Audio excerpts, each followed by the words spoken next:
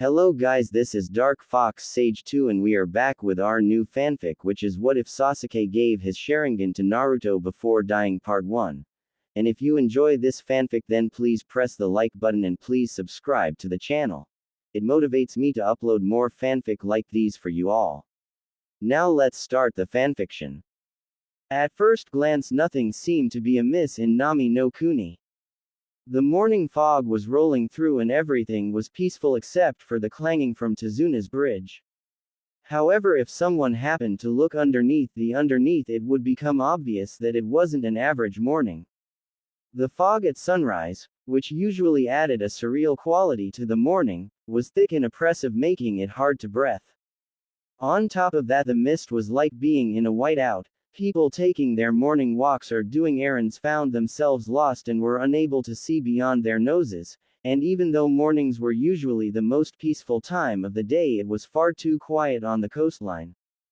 The animals made no sound and the forest was completely still. It seemed all signs of life were gone except for the racket on the bridge, but that was queer as well. Usually the echo of metal striking metal was accompanied by a cacophony of sounds created by the construction crew.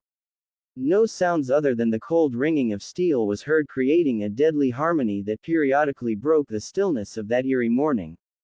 If by some chance you were able to navigate the fog and end up at the bridge, a strange sight awaited. Bodies lay scattered on the bridge, most knocked unconscious with senbon protruding from parts of their bodies, but some met their end by dismemberment or decapitation, making parts of the stone slick with blood. 7 people stood tall on the bridge that morning, and at the epicenter stood 2 men, and the air was at its heaviest around them. The taller one had silver hair that defied gravity and stood straight up, making him seem that much bigger. He was wearing blue pants and a black shirt with orange swirls on the shoulder underneath a thick green vest. A black mask covered his lower face from prying eyes and a headband rested on his forehead adorned with a swirling leaf. His posture appeared relaxed, but his muscles were tense as his mismatched red and charcoal eyes stared coldly at the assassin across from him. The man was shorter than his counterpart, but more muscular, and it wasn't for show as he casually rested a massive zanbato across his shoulders. He too had cold eyes, black in color, and his lower face was covered, except instead of a mask he had bandages wrapped around his face, only leaving those bloodthirsty eyes exposed. He had short brown hair that stuck up randomly and his forehead was also covered with a headband, though his was adorned with 4 squiggly lines forming a square with a horizontal slash across the middle of it. The sword-wielding shinobi wore pinstriped gray pants with a leather strap going diagonally across his chest and had gray camouflage sleeves covering his forearm. About 50 feet behind the two there was a young pink-haired girl with emerald green eyes standing in front of a man old enough to be her grandfather with a kunai drawn like she was protecting him from the danger created by the 2 men. As absurd as that was, it still wasn't the most outlandish thing on the bridge on that eerie day. Farther down the bridge from the 4 figures was a dome of mirrors floating in midair, while rays of sunlight flitting through the fog and reflecting off the polished surfaces. The tension was as thick as the fog and bloodlust permeated the air, all in all a perfect for the deadly dance taking place. Oh! What the fuck was that? God damn it, that hurts. Never mind. Uzumaki Naruto was in a lot of pain, perhaps the worst of his young life. You couldn't blame him for crying out because it's not every day a senbon needle gets lodged in your left eye, rendering it useless. Knowing now wasn't the time to complain, the blonde covered his eye and dodged the next wave of needles. Suck it up, Dobi, we've got bigger things to worry about right now. Turning his head, Naruto gave his dark-haired teammate an angry glare with his remaining eye. Let me take this needle out of my eye and shove it into yours, Tem. Then you can tell me how you like it.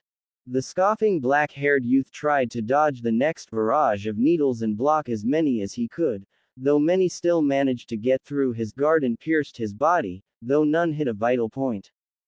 The 2 boys once again ended up back to back after the assault and got a small reprieve from dodging needles. Taking advantage of it, Sasuke whispered to his blonde teammate, "Listen, Naruto, I'm starting to see that guy better as he goes from mirror to mirror. I think he might be slowing down. Naruto gave the boy an incredulous look, slowing down. Are you blind, Sasuke? If anything, he's speeding up. I can't even follow him anymore. Sasuke deadpanned at his partner. Well, I am a better shinobi than you.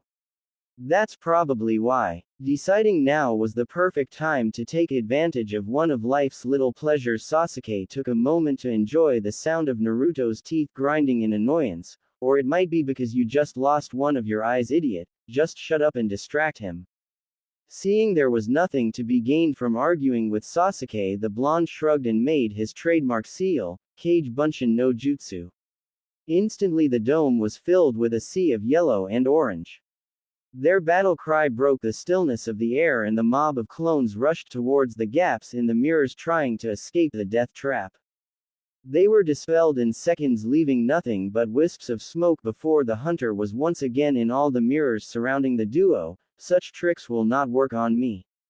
Surrender now and I promise your lives will be spared. Naruto was boiling with rage and it all exploded at the masked nin. I'll never give up and let scum like Gato control this island. You want to kill a good man, crush the hope of these people, and destroy the future of this country. I give you my word that I'll stop you and protect Tazuna's dream and bring Nami no Kuni a brighter future. Just remember that I never go back on my word, it's my nindo. The hunter's voice was hollow, but Naruto could still sense the regret hidden in it. So be it. I gave you a chance to walk away, but now I will harden my heart for my master's dream. Tazuna hired you to protect his dream and I will do anything for Zabuza-sama's. Those two dreams will clash here on this bridge and only one shall continue. That is the true way of shinobi. I take no pleasure in it, but I shall have to end your lives. Having heard enough, Sasuke butted in. Stop chatting with the enemy and get to work, Dobi. Naruto paid no attention to the insult and called forth even more Kage Bunshin and sent them forward only for them to be dispelled like the last batch. The blonde didn't give in and kept spamming clones, and the masked boy continued decimating them with his Senbon until he saw a fireball coming right for him. Abandoning his attack, the masked boy tried to dodge, but when he appeared in the mirrors once more, the bottom of his robe was charred. The teen narrowed his eyes behind his mask as he took in the two trapped in his technique. The black-haired one was by far the most dangerous and was the one who needed to be taken care of first. The shinobi stared at the two as they talked and formulated a plan. Naruto turned to congratulate Sasuke when he gasped in surprise, Tem, what's with your eyes? They went all weird and now they look like Kaka-sensei's. Sasuke stared at his friend in confusion before a cocky smirk formed on his face.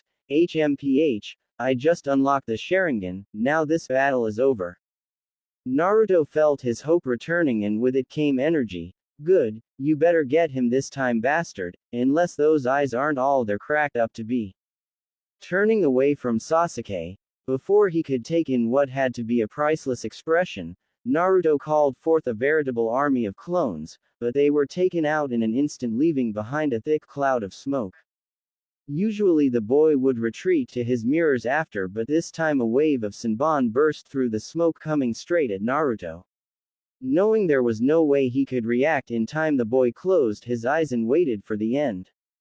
The sound of metal piercing flesh reached the blonde's ears and he felt the warm splatter of blood on his skin, but the pain he expected to follow never came, and the genin opened his eyes and gasped, Saw Sasuke, why? What did you do? Standing in front of the blonde was Sasuke, looking like a human porcupine. It seemed like Senbon covered every inch of his torso and stuck out in every direction. The last loyal Uchiha turned his head to look at Naruto. I don't know, I used to hate you, but I saw what was happening and my body moved on its own. Just don't die, Naruto, not before you reach your dream. Sasuke collapsed to his knees, then fell face first, pushing the needles deeper into his body, but he did not feel or care because he was in a dreamless sleep. Naruto stood and looked at the body of his comrade and trembled violently. For the first time in his life he didn't know what to do or say. His rival, his begrudging friend, The only person he knew that could understand the pain of loneliness was killed in front of his eyes, and all he could do was watch a lifeless corpse fall to the concrete. Part of him wanted to cry, part of him wanted to scream, and part of him wanted to rip the other boy to shreds. Unbeknownst to him, that small part of him was being fed by the foul chakra sealed inside him.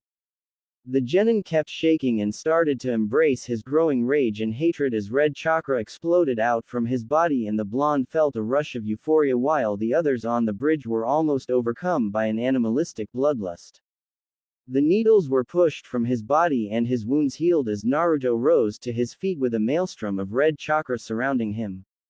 The blonde looked at his clawed hands with terrible red eyes and gave a menacing smile accentuated by his darkening whisker marks and growing canines. Naruto couldn't explain it, but he's never felt better. He was faster and stronger than before. It felt like he could fight Kakashi and Zabuza at the same time and win easily. He was invincible, the avatar of a god. His vision began to bleed red until it was all he could see. Naruto felt incredible. He was done playing with his prey and was about to finish the job. Grabbing the fool's sleeve, he delivered a jaw-shattering punch that sent him flying, and as the boy pushed himself to his feet, the mask began to fall to pieces. Naruto began to advance with a smile. Now he could see the despair on the wretch's face as he ends his miserable existence. Maybe he should kill his precious master in front of him to cause him more pain first. Why stop there? After he finished those two, why not go after the silver-haired one? Deciding not to count his chickens, the fox-like boy turned his attention back to his enemy's exposed face, intent on savoring his fear and despair. Wait, why does it look so familiar? I can't remember, but it seems important. A part of his mind told him that it wasn't, so he shrugged and started his slow advance to the stumbling boy. But as he got closer, something started to penetrate the red haze that clouded his mind until a name formed and the haze vanished: Haku. As the mist cleared, Naruto looked up towards the shining sun and smiled. Somehow it all managed to work out for his team. Gato was dead and his goons scattered, leaving Tazuna to build the bridge without fearing for his life. The icing on the cake was Sakura proclaiming Sasuke was still breathing. Naruto gave Haku's prone form a small smile. You couldn't harden your heart after all, Haku. Putting on a foxy grin, Naruto began to walk over to his team, only for his mood to drop as he got closer and saw the look in his teacher's visible eye. After 2 months on Team 7, Naruto was confident in his ability to read their sensei based on his eye, and the lack of a celebratory eye smile created a feeling of dread formed in the genin's stomach. There was no proud glint or mysterious twinkle in Kakashi's teasing his students with hidden knowledge. No, Kakashi's eye was a hard black, and his brow knitted with concern as he watched Sakura cradle Sasuke's body. He reached into his vest and pulled out a scroll before unrolling it. The Junin slid his thumb over the horizontal cut across his chest and wiped it down the length of the paper, creating a puff of smoke. When it cleared, a small bird was perched on Kakashi's shoulder with a blank scroll tied to its leg. The silver-haired man undid the knot and unrolled the tiny scroll and wrote a short message in one of ANBU's many codes before sealing it once more. He retied it to the bird's leg and sent it flying towards Konoha.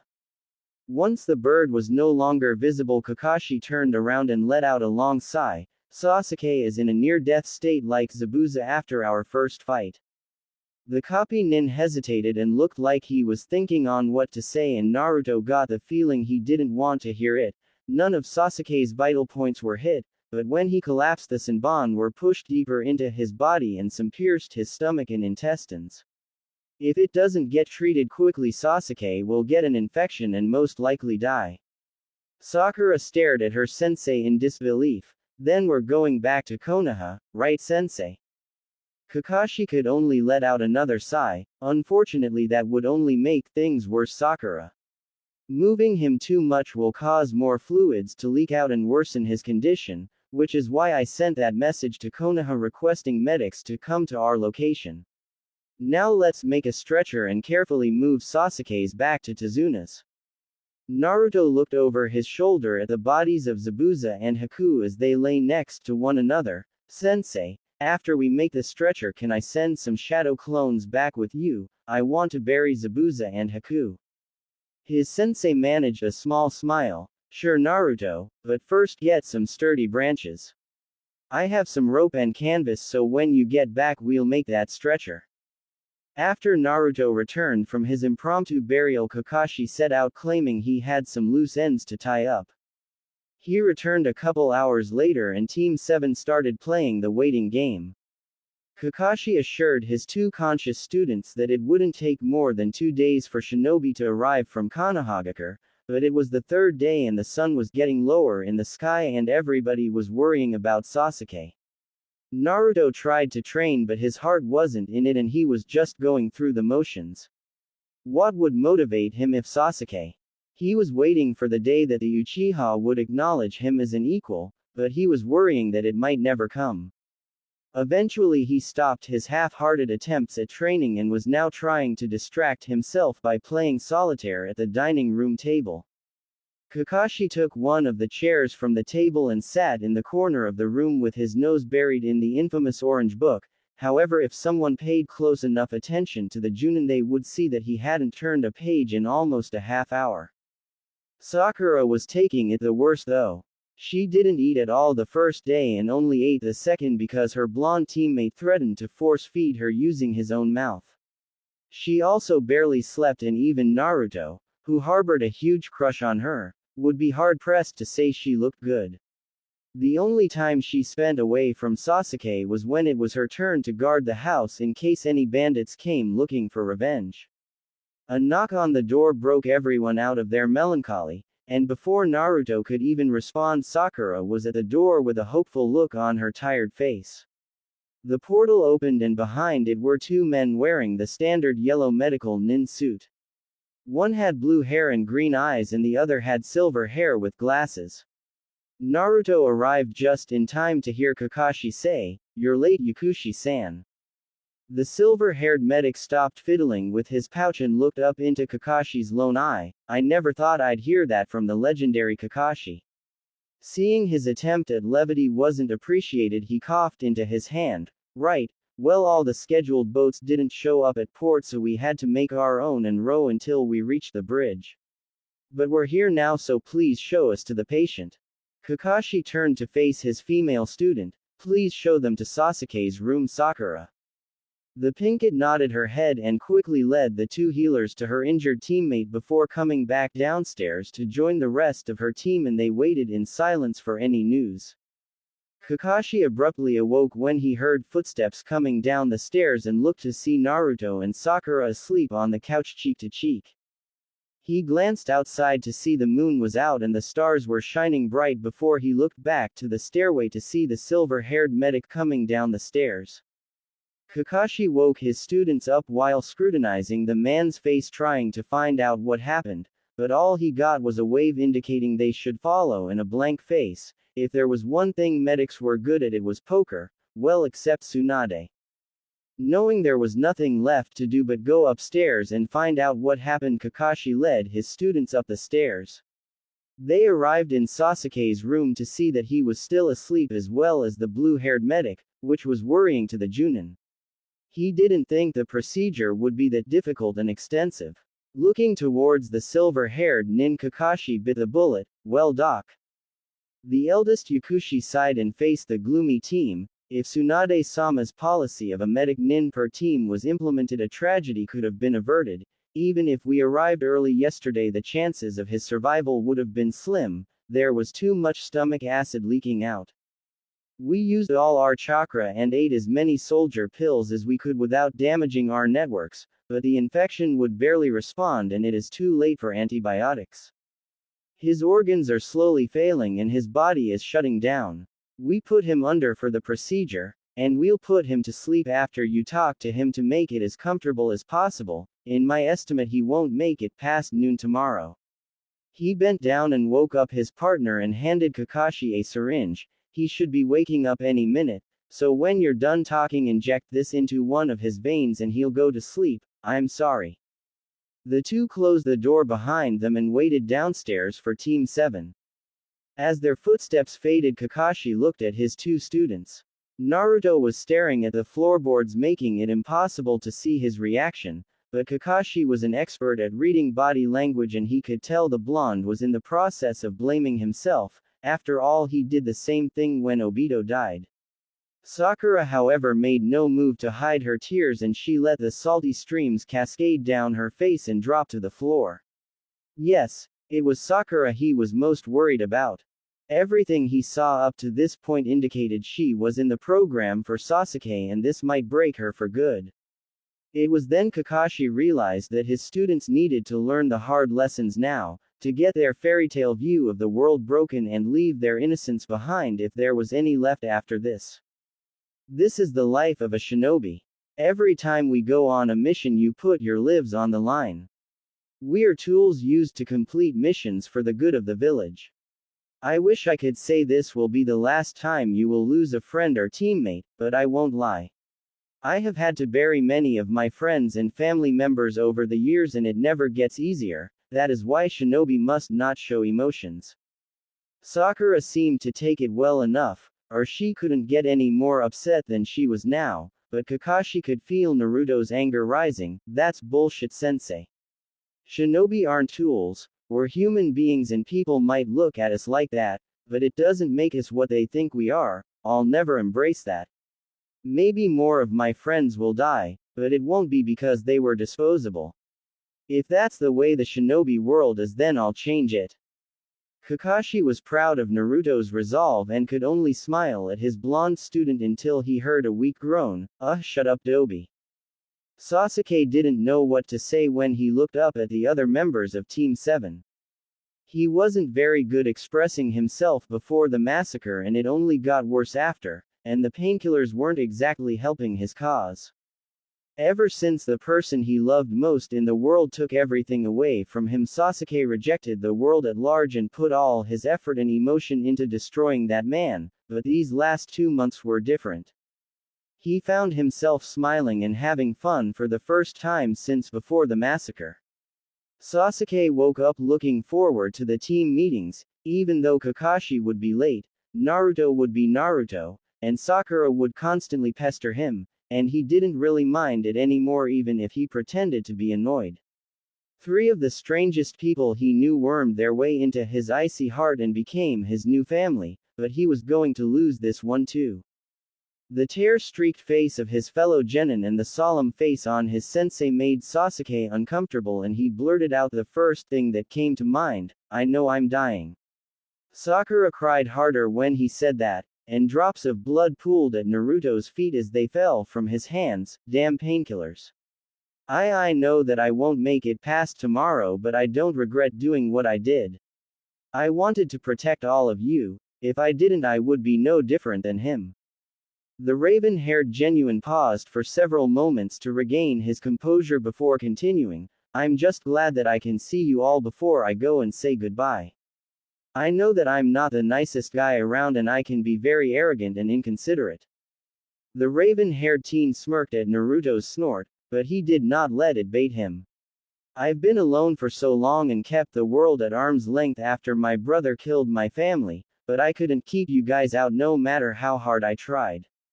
You became important people to me. Kakashi-sensei, you tried to teach me important lessons as a ninja and a person, and even though I just ignored you, I still learned something. Thank you for guiding me forward despite me pushing backwards the whole time. Sasuke looked at his pink-haired teammate solemnly and she managed to fight back the tears before he addressed her. Sakura, you're annoying, but in a good way, like my younger cousins used to be. I just wanted to protect you. I'm sorry I couldn't care for you the way you did me, but you were still one of the most precious people in my life. The pinkette could no longer contain her tears and fell to her knees before clutching onto her dying teammate's sheets. The Uchiha tried to pat her back comfortingly, but it made the sobs harder, so he looked towards the blonde. Dobi, Naruto, you were my rival, but more importantly, you were my best friend. Sasuke paused and looked at the usually cheerful genin with tears pouring down the whisker marks on his cheeks. No, you were more than that. You were a brother to me, my real brother. You understood the pain of loneliness too, and even though we never talked when we were younger, I would feel better when I looked at you because I knew there was somebody else like me. You helped pull me from the darkness that was engulfing my heart and helped me see. Because of that, I want you to take my left Sharingan and use it to replace your eye so I can help you see too. Sasuke weakly raised a hand to stall any of Naruto's protests. He knew the blonde would attempt to reject his offer and resolved to change his mind. The Sharingan needed somebody to write a legacy that erased the evils committed by Itachi. I already talked to the medics and they agreed to perform the procedure when you return to Konoha, so don't say you can't accept it. You were my brother Naruto, and I've got to protect you somehow. Please take my eye and use it to achieve your dream for both of us because I can no longer achieve mine. Become a great Hokage Naruto, open your eyes and find the path you need to walk, and since I always had better vision, I think my eye will help. Sasuke saw the tears and snot running down Naruto's face as he lifted it to look at the bedridden shinobi. Thank you Sasuke. I'll take your gift and when I become Hokage I'll make sure the Uchiha clan is never forgotten and their names said with honor. Naruto looked at his brother in all but blood. It's not fair Sasuke, you're helping me reach my dream and I'm doing nothing to help you. What's your dream Sasuke? I promise to you that I'll try to achieve it in your stead. The dying Uchiha closed his eyes and gave Naruto a small smile. He figured his dream would die with him and he thought he was okay with it. The raven-haired genin convinced himself that he did not want to burden his teammate with that path, but hearing Naruto request it dashed those thoughts and made the Avenger finally feel at peace. 4 years ago my entire clan was killed in one night by a single man. He was my brother, Uchiha Itachi.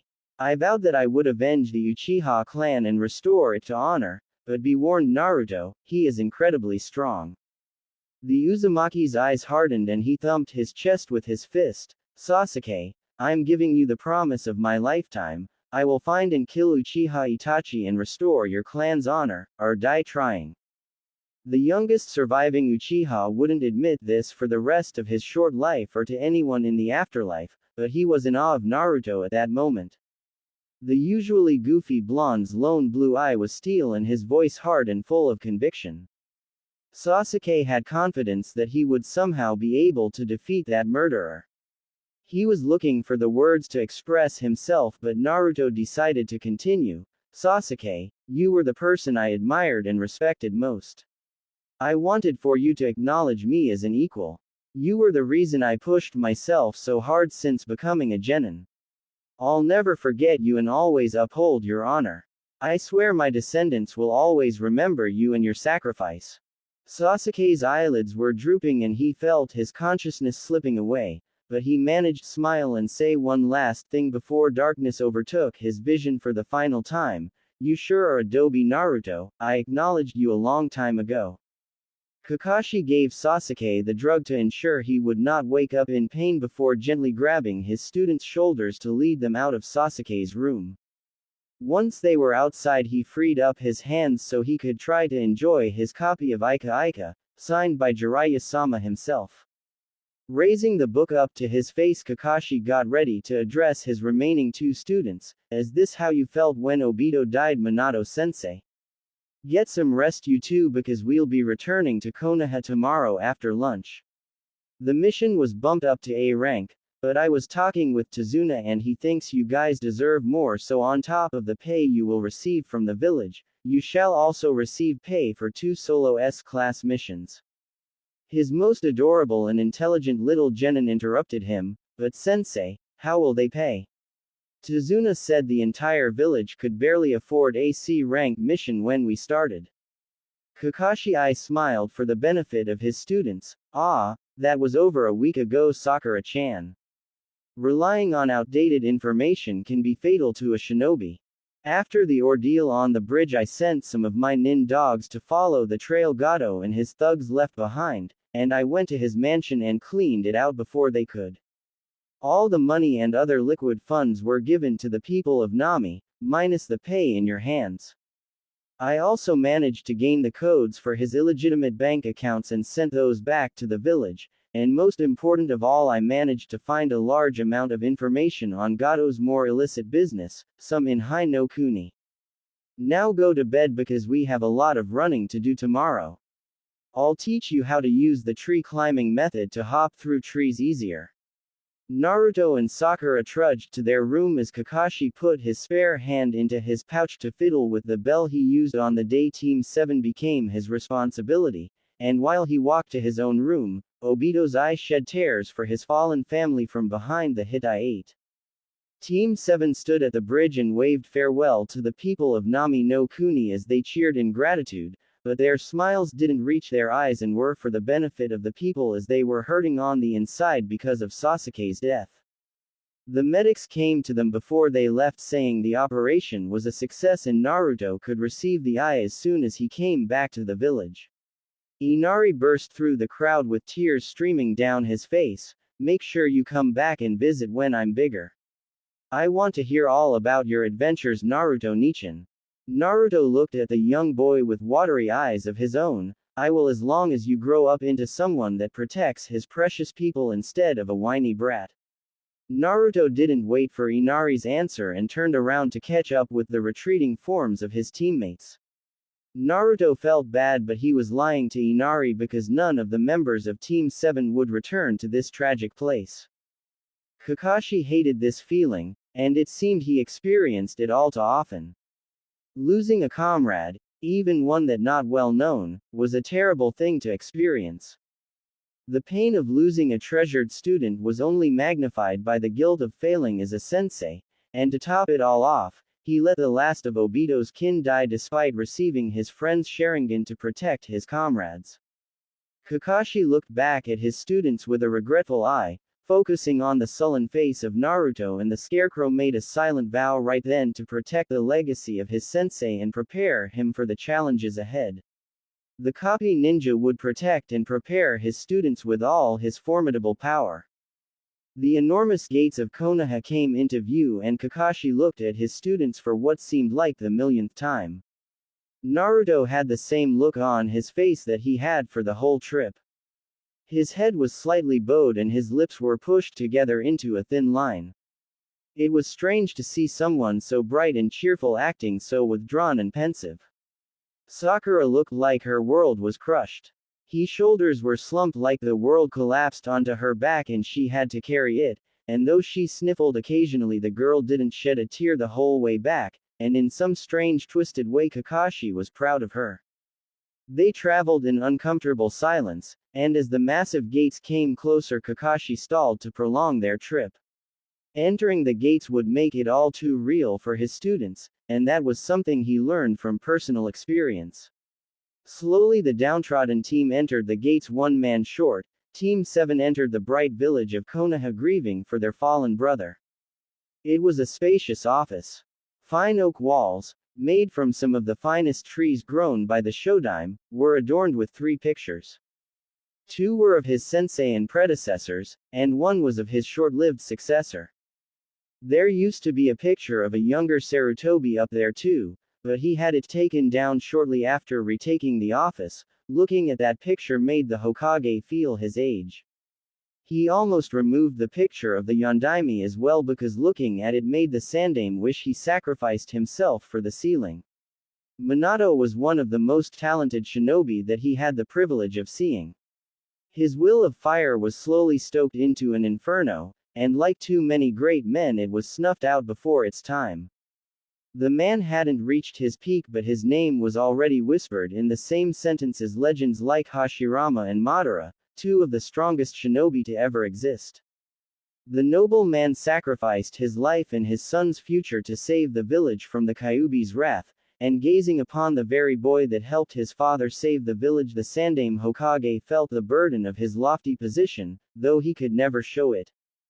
Puffing on his pipe, Sarutobi Hiruzen allowed himself a moment of weakness and yearned to pass the title to another before crushing that thought as he exhaled smoke and took in the remnants of Team 7, another tragedy that should have been avoided.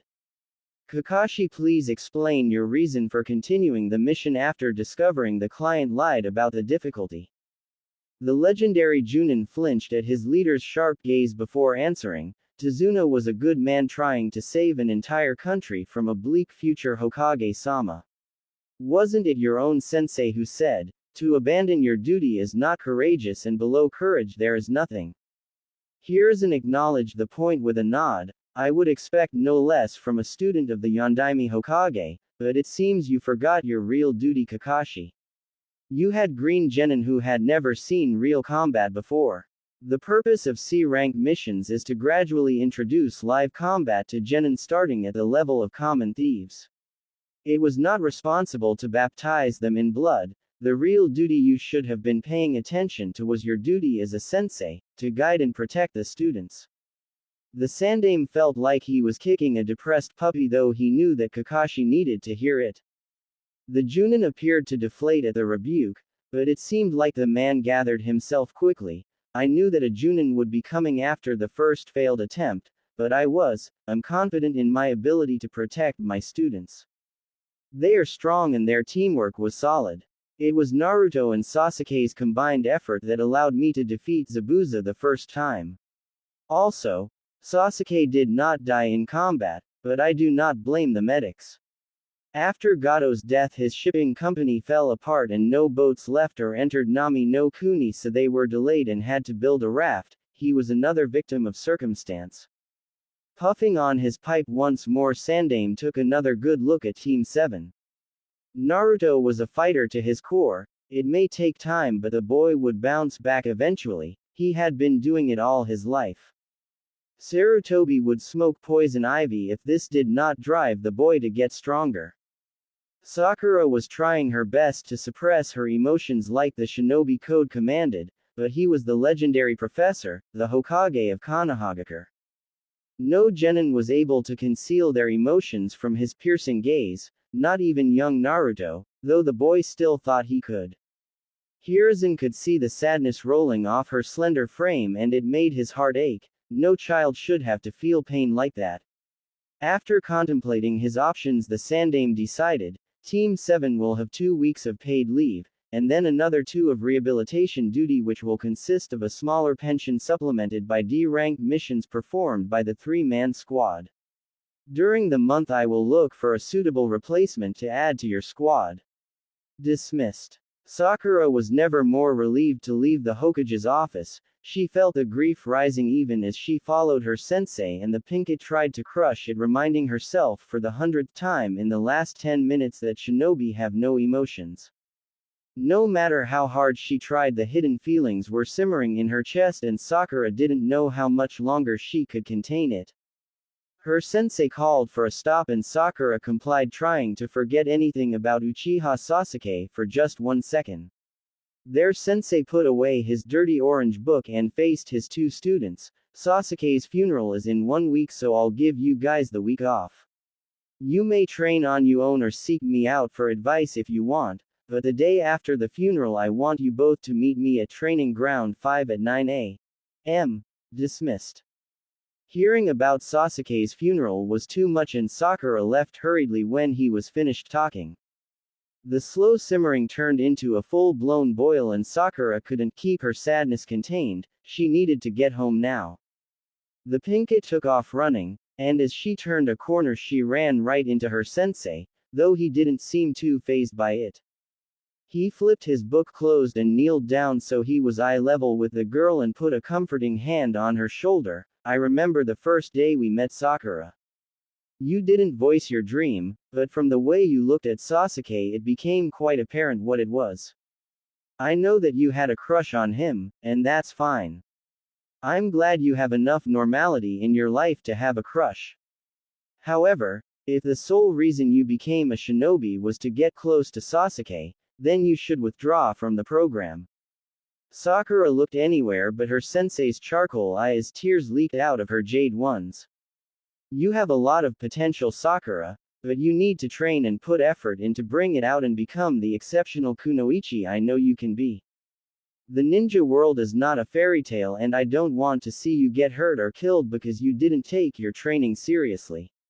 I'm not trying to discourage you and make you quit Sakura. I want to make sure you don't get hurt. I don't think I could lose another student. I know you can become great and I want to help you get there. Why don't you take this week to decide on the path you want to take and I will support you and do anything in my power to help you, no matter what your choice is. The tears were streaming down Sakura's face and she was trying to control her sobs that threatened to escape and managed to gather a breath. Yes, sensei, I'll see you later. Not waiting for a reply, Sakura rushed towards her house.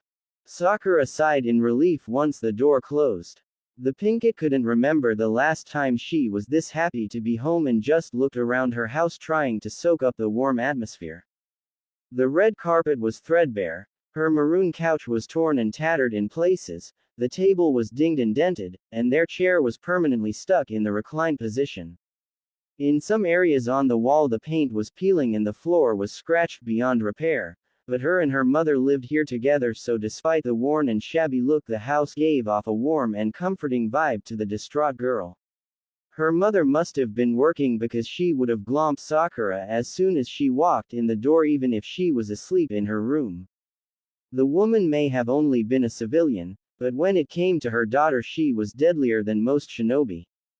The teen went to the kitchen and opened the refrigerator looking for a snack, but to her disappointment the selection was sparse. The milk expired yesterday and there was very little food. Finding a small bowl of rice and chicken in the back of the fridge, Sakura warmed it up and devoured the food despite it being dry and plain. She finished the small meal and put her dishes in the sink before remembering why she ran home and retreated to her bedroom, not bothering to hide her tears now that there was no audience. And once Sakura closed the door behind her, she threw herself on the bed and cried herself to sleep. When Sakura awoke, the moon was high in the sky and the stars were twinkling brightly. The kunoichi's eyes were puffy and swollen, making it hard to see, and her throat was dry and scratchy, so the girl went to the bathroom to freshen up. Once she could see, Sakura went downstairs to get something to quench her thirst. The Pinkett filled her glass with water and was surprised to see her mom sprawled on the couch snoring softly. Walking over to the sleeping woman, Sakura looked down and wiped a stray bang from her mother's forehead, that was eerily similar to her own, and took in her bedraggled appearance. Stress lines creased her forehead and small bags were under her eyes, giving her a raccoon-like appearance. The woman's dress was wrinkled and her ankles were slightly swollen, indicating she was standing most of the day. Her pink hair was greasy and stringy with split ends everywhere, and if Sakura could see her mother's blue eyes, she was sure they would have none of the spark that was usually there. Overall, Haruno Tomo looked like crap, even though she could put a majority of the women in the Leaf Village to shame most of the time despite working 15 hours a day. It wasn't the first and certainly wouldn't be the last time Sakura felt guilty for her mother's hard life. She was a beautiful woman of 28 years old, in the prime of her life. Tomo refused to get an abortion like the rest of her family wanted, and Tomo was disowned by her clan and forced to support a child without finishing school. Now, instead of hanging out with her friends and meeting handsome rich men, she worked 6 days a week at 2 different jobs. Sakura remembered the days in her childhood when she would constantly demand new clothes to stay in fashion, the newest CDs from the boy bands who dominated her thoughts, and money to hang out with her friends like a selfish child. Haruno Tomo would never refuse her daughter if she could help it, even though she wouldn't have any money to spend on herself after paying the bills and buying groceries. The Pinkett remembered how her mother would eat less so Sakura could have more. It was what inspired her to diet before it became a fad in the academy. Feeling even worse about herself, Sakura retreated to the comfort of the room, feeling like a burden to everyone around her, and eventually her mind replayed her earlier conversation with Kakashi.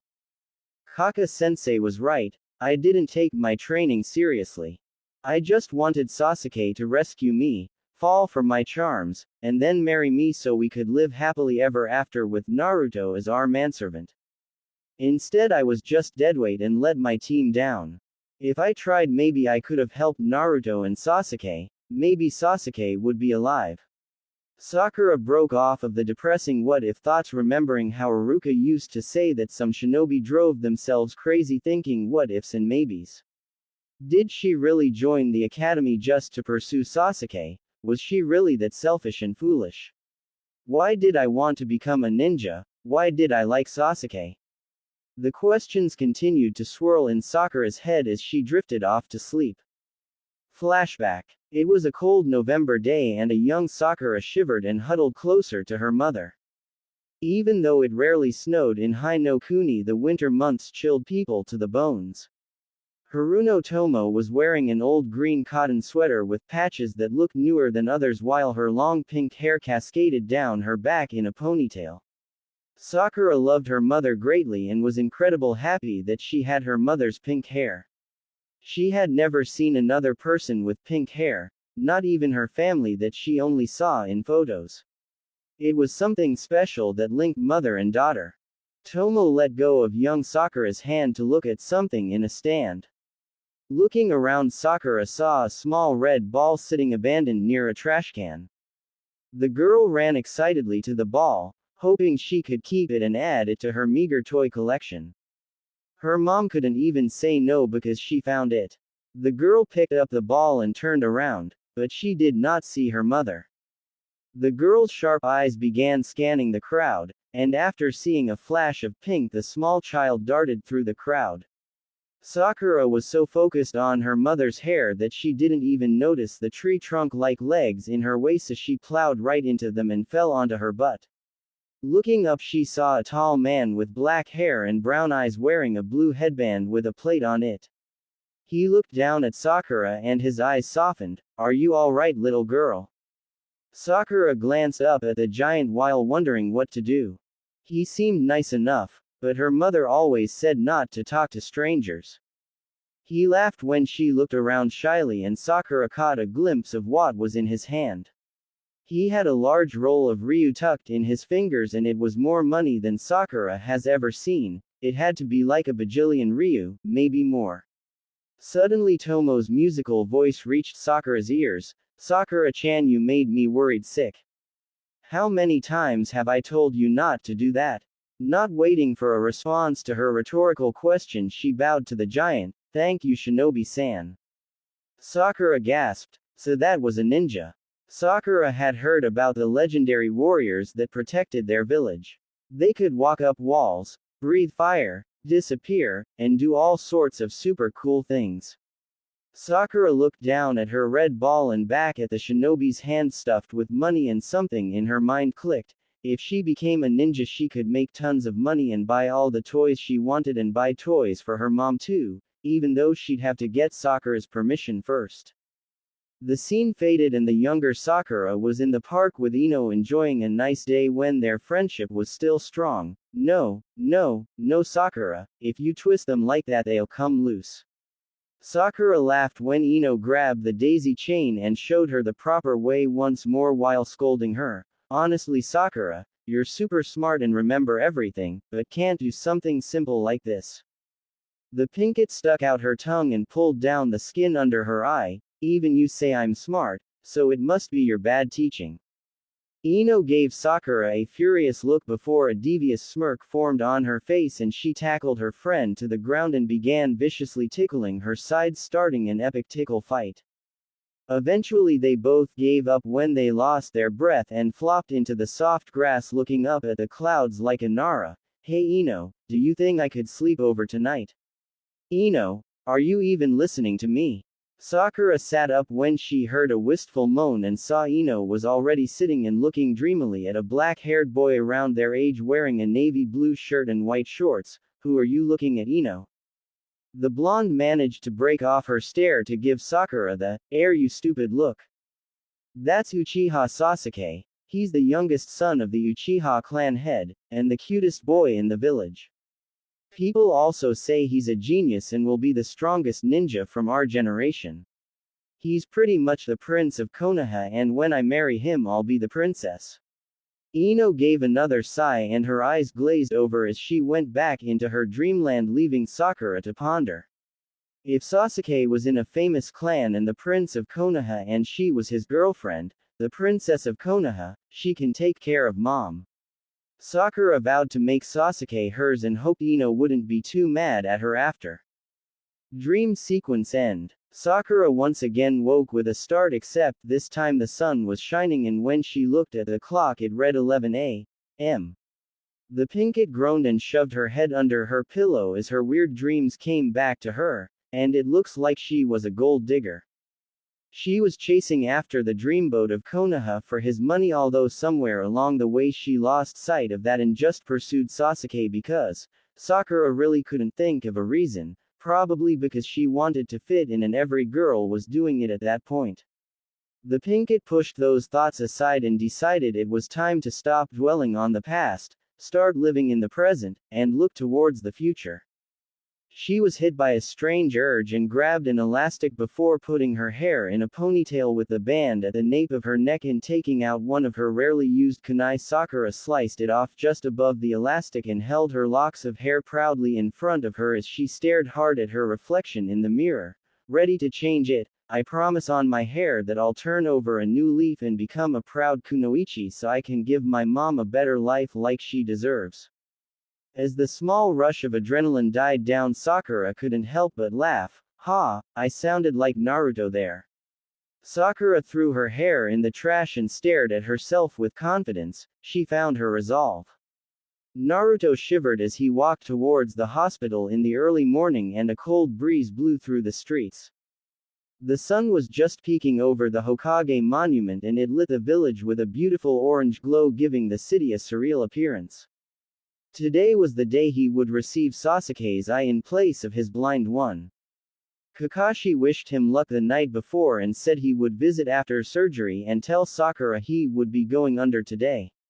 The blonde walked into the hospital with a purpose and approached the receptionist's desk and waited for her to finish sorting the patient's medication. She was a mousy-looking woman with brown hair pulled back into a bun and dull brown eyes, wearing the standard nurse's uniform. Finishing her task, she looked up and blinked owlishly at Naruto. Can I help you? Yes, I have an appointment to see Yakushi-sensei. The woman nodded and began typing and looking at the computer screen and without looking up said, Name please. Naruto sat there with a gaping mouth, surprised someone in Konoha didn't know who he was on site and found he actually liked the anonymity. Naruto gave the woman one of his best foxy grins and lit up the dim room. The name's Uzumaki Naruto Ne-chan. The nurse smiled at his enthusiasm. Well, Naruto-kun, it appears you have an appointment for 6:45. Go to the elevator and get off at the 7th floor and walk straight out. The waiting room is the last door on the left. Naruto's grin never faded and he bounded towards the elevator while shouting over his shoulder, Thanks, Ne-chan. The woman could only stare incredulously at the spot where Naruto just stood and let out a giggle many men would find cute despite her plain appearance. What an adorable kid, so full of energy. Naruto rode the elevator to the 7th floor and headed towards the waiting room before dropping into a chair and losing himself in thought, definitely not brooding. Here we go, Sasuke. I hope you're watching over me up there so nothing goes wrong. I wonder what the villagers will say when they find out the demon has the Sharingan. Shit, when everybody finds out Sasuke died on our mission they'll just blame me. I'm gonna have to work twice as hard now. Naruto was so deep in thought he never noticed when a pretty redheaded nurse opened the door and tapped him on the shoulder, causing him to jump animatedly. Gah, oh sorry you scared me. The nurse giggled and Naruto took the time to check her out. She was only half a foot taller than him and very beautiful.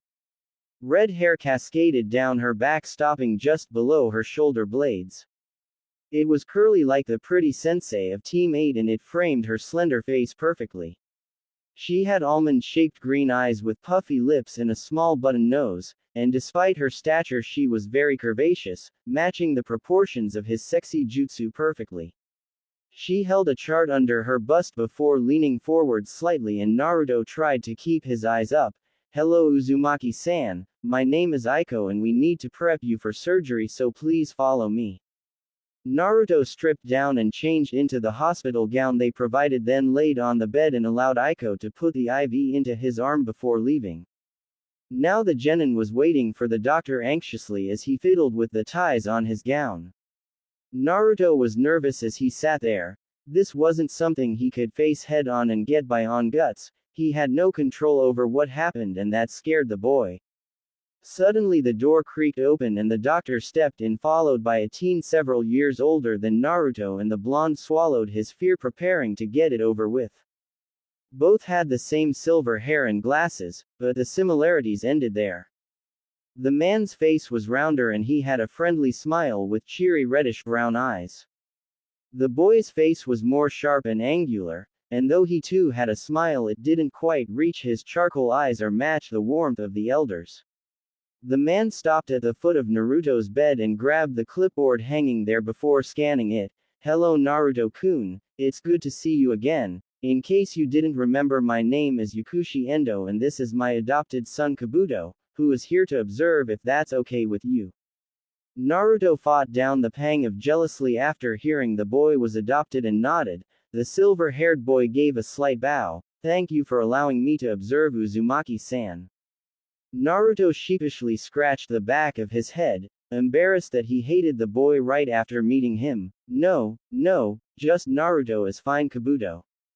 Kabuto gave him a smile and pushed his glasses up his nose, causing light to glint off of them. "All right then Naruto-kun, let's get started. I'll explain the procedure while I sedate you."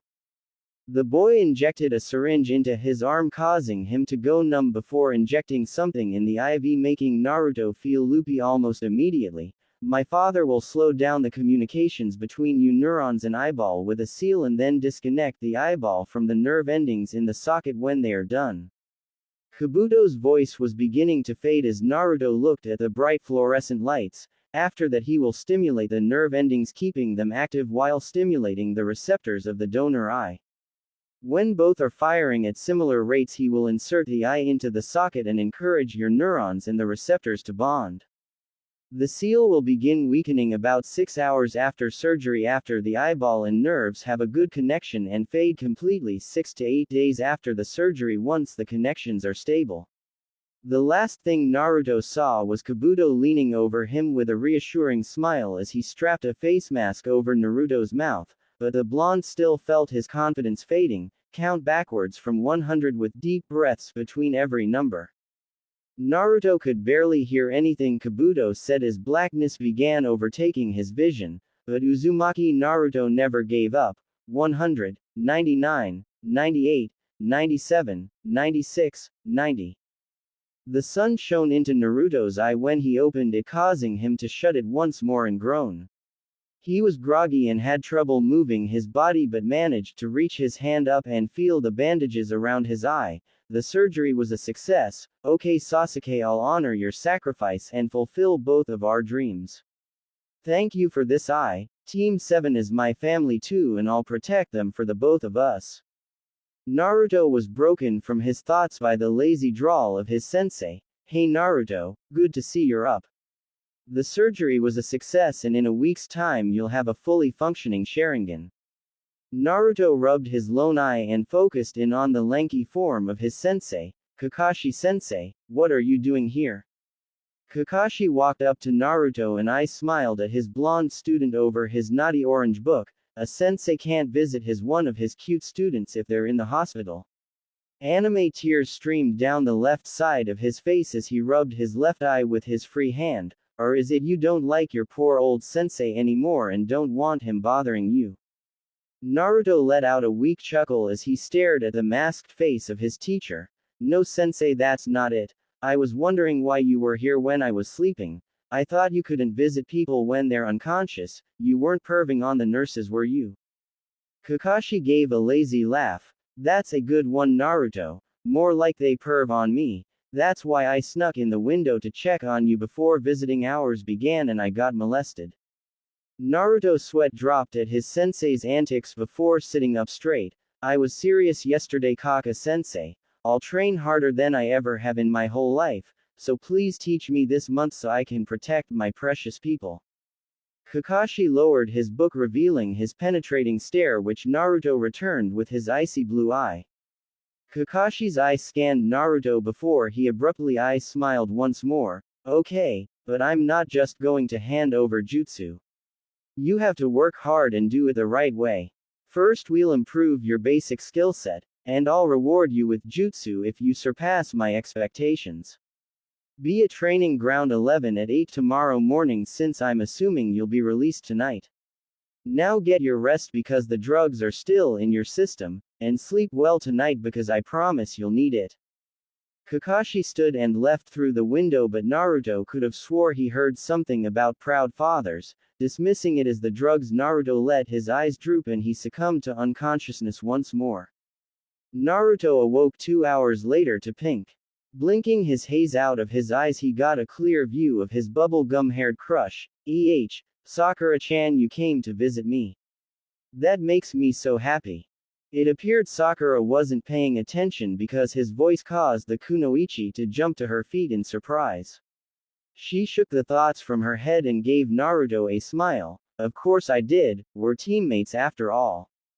Naruto returned her smile with a tentative one of his own before his eye widened. Sakura-chan, you cut her hair. Sakura turned her head to give the blonde a better look. Do you like it? I grew it out to impress Sasuke because I heard he liked long hair and be like my mother, so I cut it to show my commitment to becoming a serious kunoichi. Maybe once I reach my goal I'll grow it out again. A light blush dusted Naruto's cheeks when Sakura modeled her hair before he burst out laughing. Oh man, that's great, Sakura-chan. I completely forgot about that. I don't know if Sasuke liked long or short hair, but I started that rumor, but Sakura-chan always looked good. Sakura started laughing and her face began to turn red, so all the girls grew their hair out for Sasuke, but it was really for your enjoyment. Naruto started laughing harder. Yeah, I always liked long hair for some reason. That's actually what started my crush on you. Your hair was so pink and beautiful I couldn't stop myself from looking. Naruto clamped his mouth shut after realizing what he said. For some reason he kept saying the first things that came to his mind and his body was tingly and numb at the same time. He blinked a couple times and realized that his eyes felt funny too. Naruto was so embarrassed and wondering why he was feeling strange that he missed Sakura's blush in response. She squirmed, feeling uncomfortable, happy, and embarrassed at the same time. The emotions were swirling inside her and she didn't realize what she was doing until Naruto gasped for breath and she saw her fist in his stomach before guilt overpowered her swirling emotions. Oh my god, I'm so sorry, Naruto. I didn't even know what I was doing and you just had surgery. I'm a terrible friend. Naruto's heart lightened when she said she was his friend and enjoyed watching her worry and fuss over him as she fluffed his pillows. The pain in his stomach was fading as it heated up and he felt happy. I remember one time after me and Tem sparred, I asked him why he didn't date any of the girls after him and he said it was because the girls were all frivolous children that spent more time on their hair than becoming a competent kunoichi. Glad that the subject changed, Sakura filled up Naruto's glass and sat in the chair by his bed and smiled sadly. That sounds like something Sasuke would say. He was always so cold and we all thought he was just being cool. I had no idea how much pain he was in. I'm just glad that we made him a little happier and pulled him out of his loneliness. Naruto matched her sad smile with a content one. Much like Sasuke, Team 7 helped pull him out of the darkness of being alone as well. He looked back at the Pinkett to see a confused expression on her face and he realized the last time he smiled like that was at Ichiraku Ramen with Iruka-sensei and Sakura has probably never seen it before. Naruto was a master of smiles. He would smile in defiance of his loneliness to stick it to the villagers, or smile when he was sad or angry to keep people from worrying about him. When he was small he learned that the best defense is a smile and most of them were just that, defenses. Only the Hokage, Iruka, Ayame, Tsuki, and now Sakura saw that smile. Looking at the emerald-eyed beauty, Naruto had to ask, Sakura, we're gonna get super strong together, right? I'll be able to kick everyone's asses and knock them around with awesome jutsu, and you can. What do you wanna do, Sakura-chan? Sakura paused at the abrupt question, surprised that Naruto asked the very subject she was pondering while waiting for him to wake up. Putting on a contemplative expression, her eyebrows furrowed together and she stuck her tongue out of the right side of her mouth while her nose scrunched up cutely. The girl began to think out loud. I don't know, I went to the library to look up the different specializations for a bit before I came here. I don't have enough natural chakra or stamina to be a ninjutsu or taijutsu master. I'd have to pick something like assassination, genjutsu, interrogation, medicine, or rakan. I don't want to work assassinations or interrogate people, and I don't have the natural skills that most shinobi have when they go into rakan. I've really been debating between genjutsu and medical jutsu. I think genjutsu is a useful skill, but specialists are rare because it's really complicated and doesn't leave a lot of time to improve in other areas, so most remain chunin. The one that keeps popping up is medicine though. If I took my training seriously and joined the medical program, then I might have been able to save Sasuke and Nami, and I never want to be helpless like that again, so I'm going to be a medical ninja to take care of my team and friends. Sakura was surprised. She had no idea what she wanted to do, then blurted out she was going to be a medical ninja. Where was all this confidence coming from? Just 5 minutes ago she was sure she was a pathetic kunoichi, too weak and far behind with a minute chakra supply and no real techniques. Her only redeeming quality was her chakra control. Medical ninja, it just sounds right. Sakura almost had to shut her eyes when Naruto smiled. Then I'll become Hokage and you'll be my chief medic. We're going to be so awesome, Konoha isn't going to know what hit it. We'll get strong together, Sakura-chan, TT Ibeo. Sakura felt her lips tugging up at the corners and her cheeks were heating up. His enthusiasm was contagious and it was hard not to get infected by his cheerfulness. Sakura uppercut the air and put her left hand over her right elbow. Cha, we're gonna kick some ass. She was still brandishing her fist as she turned towards Naruto. Besides, somebody has to keep you in line. Somewhere in Ta no Kuni, in a room buried under nearly half a mile of earth, sat a tall skinny man, but it was hard to make out discerning features because the room was bathed in shadow, broken only by the flickering of a few candles. The man's pale white hand rested lazily on the arm of a carved stone throne as his fingers tapped it in boredom. His wrist was covered by a black spandex sleeve, and as it went up his arm it became covered by the man's flowing black hair. The only other thing that was visible was the man's eyes that glowed in the darkness. They were a terrible gold with slit pupils, giving them a predatory gaze, a gaze that would steal hope from even the strongest shinobi. They were the eyes of an apex predator, a beast that would rip you apart at its leisure and enjoy every second of it. Those awful eyes shifted as the sleek black body of a viper slithered in and out of the shadows. Instead of acknowledging the deadly serpent as a threat, a glint of eagerness flashed in those gold orbs, making them even more sinister. The man bent down and lowered his arm, revealing that he wore a yellow robe over the spandex, and the snake coiled up the offered limb before coming to rest on his shoulder with its tongue flitting in and out next to his ear. The man raised a pale hand and the snake lowered its heart-shaped head until its mouth was hanging over it and dislocated its jaw and regurgitated a scroll wider than its body, and the pale man quickly unrolled it and began reading. White snake, your silver mole reaches out from his tunnels after digging into something interesting.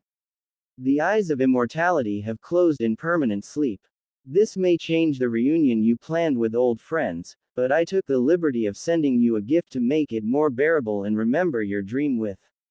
Please contact me soon. These tunnels echo with my isolation. The man took note of the seal at the bottom of the paper and smiled, revealing abnormally sharp canines that looked like the fangs of the viper resting on his shoulder. He pierced his thumb on those wicked teeth and swiped it over the symbol, creating a puff of smoke. When it cleared, he was holding 3 vials up to the dim candlelight. One contained a sample of blood, the one next to it held a cube of skin and hair. It was the final one that was the strangest though. It was twice as wide as the other two and held what appeared to be a set of human testicles. The man smiled ominously, revealing his deadly teeth once more, and scribbled something onto the scroll before resealing it and allowing the snake to swallow it. It slithered down his arm and across the floor, leaving the man behind as he laughed diabolically. Hoo, hoo, hoo, this is an interesting development indeed. I may have to adjust my plans and postpone some actions, but I will wait and play my cards at exactly the right moment. I can bide my time because I have all of it in the world. I am immortal after all. Even though it was 9 in the morning, the sun beat down on training ground 11 and its lone inhabitant, a blonde boy in orange. The field was circular with a 100-meter radius and dotted by small copses of trees at random intervals, but besides these it was a wide open space. Naruto sat with his back against the tree, playing with the knot that held his bandages up, the same wrappings that covered his new Sharingan, Sasuke's final gift to him. The genin was discharged from the hospital around 4 yesterday afternoon and promptly fell asleep as soon as he got back to his apartment. The boy had arrived a half hour ago and expected to wait another half hour for his sensei. Needless to say, he was surprised when his teacher appeared in a puff of smoke 5 minutes after the appointed time. Sorry I'm late, but I had to ask a green monster for a favor, and before I could escape from his clutches I had to beat him in a challenge. Naruto stared at the lazy man while sweat dropping. Leave it to Kakashi to use the most unbelievable excuse when he was only 5 minutes late. Pushing the ridiculous picture created by the lie from his mind, he looked up to the Junin. I'm ready, Kaka-sensei, don't take it easy on me. Giving his student an eye smile, Kakashi reached into his back pouch and pulled out 4 black bands with weird symbols on them. The silver-haired man dripped them in front of Naruto and pulled out Ika Paradise. These are chakra weights. They absorb your chakra and the seals convert it into weight. They're great for increasing your speed and strength, so I want you to put them on and channel chakra into them until I say stop.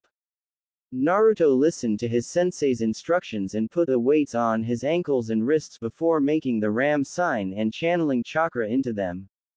He didn't feel much at first and increased the flow of his chakra. It wasn't long until he was struggling to stand, and not long after that he collapsed onto the earth, leaving an indent and getting a mouthful of dust. After he finished coughing, the blonde looked up to see an amused glint in Kakashi's eye. Sorry Naruto, I got to a really juicy part and forgot all about you. Now pick yourself up and start running around the field until I say stop. The blonde took off grumbling, and Kakashi watched him struggle to lift his feet while he jogged at a laughably slow pace, even for a civilian. The masked Junin didn't forget about his charge, but after watching one of the boy's stab wounds heal, Kakashi knew that he had to push the Jinchuriki hard to get the best results, and if the Kyuubi could heal stab wounds, it could probably take care of minor muscle tears and soreness. It appeared the fox already started because Naruto was beginning to adjust to the weight and he kept glancing in Kakashi's direction. Sensei, when can I stop? The blonde got no answer, so he kept running, but something struck the back of his hand. Ow, son of a bitch. Naruto looked around for whatever hit him and his eyes settled on his sensei, whom was juggling 3 rocks with one hand while his nose was buried in his little orange book. Sensing his student's eye on him, Kakashi looked up and I smiled. Well, if you have enough energy to complain, it's time to move on to the next step. You are used to having 2 eyes open at all time, but now you only have one and your vision is cut in half. To get you used to it, I'll randomly throw things at your blind spot until you can anticipate and react to them perfectly. Now keep running. The blonde put on another burst of speed at the enjoyment visible in his sensei's eye and desperately tried to avoid the many projectiles thrown his way. When Kakashi ran out of things to throw, or his amusement faded, he called for a halt and the relieved blonde dropped to the ground. Naruto had gotten used to his weights at the end of the 2-hour dodging session and was able to avoid some projectiles, but he still managed to get hit by more pebbles, a 2-foot-long fish, pine cones, a tree stump, pies, rotten vegetables, random cooking utensils, several spoons, and even a disgusting sink caked with mildew. The genin was black and blue, covered by sweet and sticky pie fillings, the juices of rotten vegetables, and smelled horribly. He did manage to dodge the pile of dog shit though. Naruto saw the amusement in his sensei's eye and vowed to get him back, but before he could make a diabolical plot, Kakashi's voice demanded his attention. Sorry Naruto, I meant I would be throwing random things, not things randomly. Kakashi beamed down at his student as he muttered death threats and reached out to touch his sticky hair, but pulled back thinking better of it. Let's go get some lunch my smelly pupil and we'll do some mental training. Kakashi led Naruto to a tonkatsu restaurant despite the blonde's hesitance. The genin was confident the owner wouldn't serve him, but apparently he was a retired friend of Kakashi's because he greeted Naruto as politely as the lanky man and showed them to a booth without hesitation. Naruto was pleasantly surprised and found his mood getting better until he remembered Kakashi said mental training and was brought back down to earth. Kakashi put down the menu and got Naruto's attention. Okay Naruto, I'm going to tell you the rest of our training schedule. It's almost noon, so after lunch we'll return to the training field and work on your proficiency with Kage Bunshin and different ninja tools. After that I've set it up so you can train with Konoha's foremost expert on taijutsu. The man smirked behind his mask at the thought of Naruto's face after meeting the eccentric expert. When that training is complete, I would like you to practice chakra control on your own before calling it a day. However, that's later on. For right now we're going to work on your mental fortitude and we'll do that every day during lunch. I'll give you varying situations with some basic information like terrain, squad type, strength, and maybe if I feel sorry for you information on your enemies. However, not everything I give you about the enemy will be accurate. After receiving the information I'll give you 5 minutes to form a strategy and you will detail it to me step by step while I try to break it apart or add new variables, and you will tell me how you would adapt to the situation. If your plan sucks, you take too long to respond to my changes, or the changes aren't very good, I'll hit you with this stick. The Junin pulled a stick out of nowhere that looked more like a branch and his eyes shone with eagerness. However, if you react well and come up with good plans, I'll give you some food. Naruto paled and gave Kakashi a shocked look, but that's not fair. I need food so I can do my best when I train. Kakashi gave an evil snicker and answered too cheerfully for the situation. The ninja world is hardly fair Naruto, and there will be times when you'll be expected to perform at a high level when you're not at your best. Besides, the body isn't the only powerful tool of a shinobi, the mind is equally powerful if not more so. You may not be able to overpower everyone you come across, so you'll have to use surprise and misdirection to take them down. Kakashi's tone became more serious and somber. There will be many situations when strength isn't enough Naruto. That's why the Sandame's philosophy is that a ninja must find harmony between body and mind to reach their peak. Kakashi could see traces of confusion in his student's face and decided to use a more recent example as motivation. Use Nami as an example. If you stayed hidden after hitting Haku with that shuriken or sent out shadow clones into the mirror instead of you, then you could have attacked from the outside, distracting the hunter and giving Sasuke an opportunity to escape. Instead, you announced your presence and location before running into a technique you knew nothing about and trapping yourself inside. Information is the lifeblood of shinobi. Sometimes it's better to wait and plan instead of rushing in blindly hoping everything works out. I know there will be times when your conscience pleads with you to run in, but if you run in unprepared and die, who else will save the people in danger? As a shinobi, you should look for every advantage you can get. Naruto's head dropped as Kakashi lectured him. He wanted to yell at his sensei, deny everything he just said, except every word of it was true. The blonde may have worked hard and gotten stronger, but he wasn't training to be a real shinobi. Like most boys his age, Naruto was distracted by destructive jutsu and ignored the other lessons. The Uzumaki's blue eye gained a steely glint when he raised his head. Bring it on, Kakashi-sensei. I'll ace all the simulations you throw at me. I'll show the world not to fuck with Uzumaki Naruto or his friends. Naruto's head was spinning and his stomach continued to grumble as he followed his sensei to the training grounds. The genin barely ate anything, only half his rice and a few small pieces of pork, but he was repeatedly bonked on the head with Kakashi's punishment stick. Apparently the boy's plans were filled with holes. In fact, his plans were one big hole and he couldn't do anything right by Kakashi's standards. He attacked when he should have ran, zigged when he was supposed to zag, or ran when he should have stayed. It was actually eye-opening to the blonde. He had no idea that a squad leader had so much responsibility and realized he had a long way to go before he could lead a team, let alone a village. Naruto was determined to learn and he kept running the situations in his head trying to pick out where he went wrong until the lazy drawl of his sensei broke his train of thought. That wasn't as bad as I thought it would be, Naruto. Your tactics are incredible for a genin, but your strategies were usually flawed, but that will get better with experience. From now on I want you to think like you were planning a prank. I've seen some of your better ones and they were well planned. If you can harness the creativity that you used in those endeavors, I'm sure you'll improve rapidly. Naruto started to tune out his teacher and stared hungrily at the bag of takeout in Kakashi's hands until a book smacked into his face. Sorry Naruto, I thought a ninja would be able to catch that. Anyways, I want you to keep that and read it. It's a book detailing different strategy games. Some days we'll play different games instead of doing simulations. Naruto pocketed the book while grumbling. For now I want you to make 15 clones and take 5 with you, and your objective is to create a proper strategy to take out the designated clone.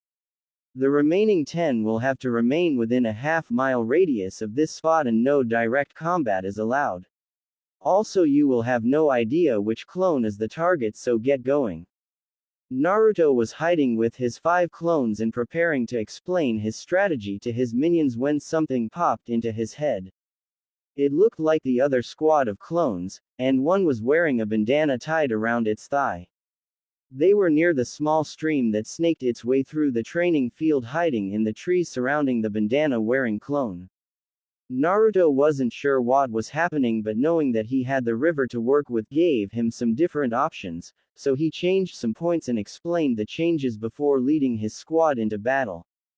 The ambush went off without a hitch and the clones were taken out quietly. Naruto stood in front of his 3 remaining clones with a smug smirk, and Kakashi walked out of the trees with a proud look in his charcoal eye. Good job Naruto, your plan worked to perfection.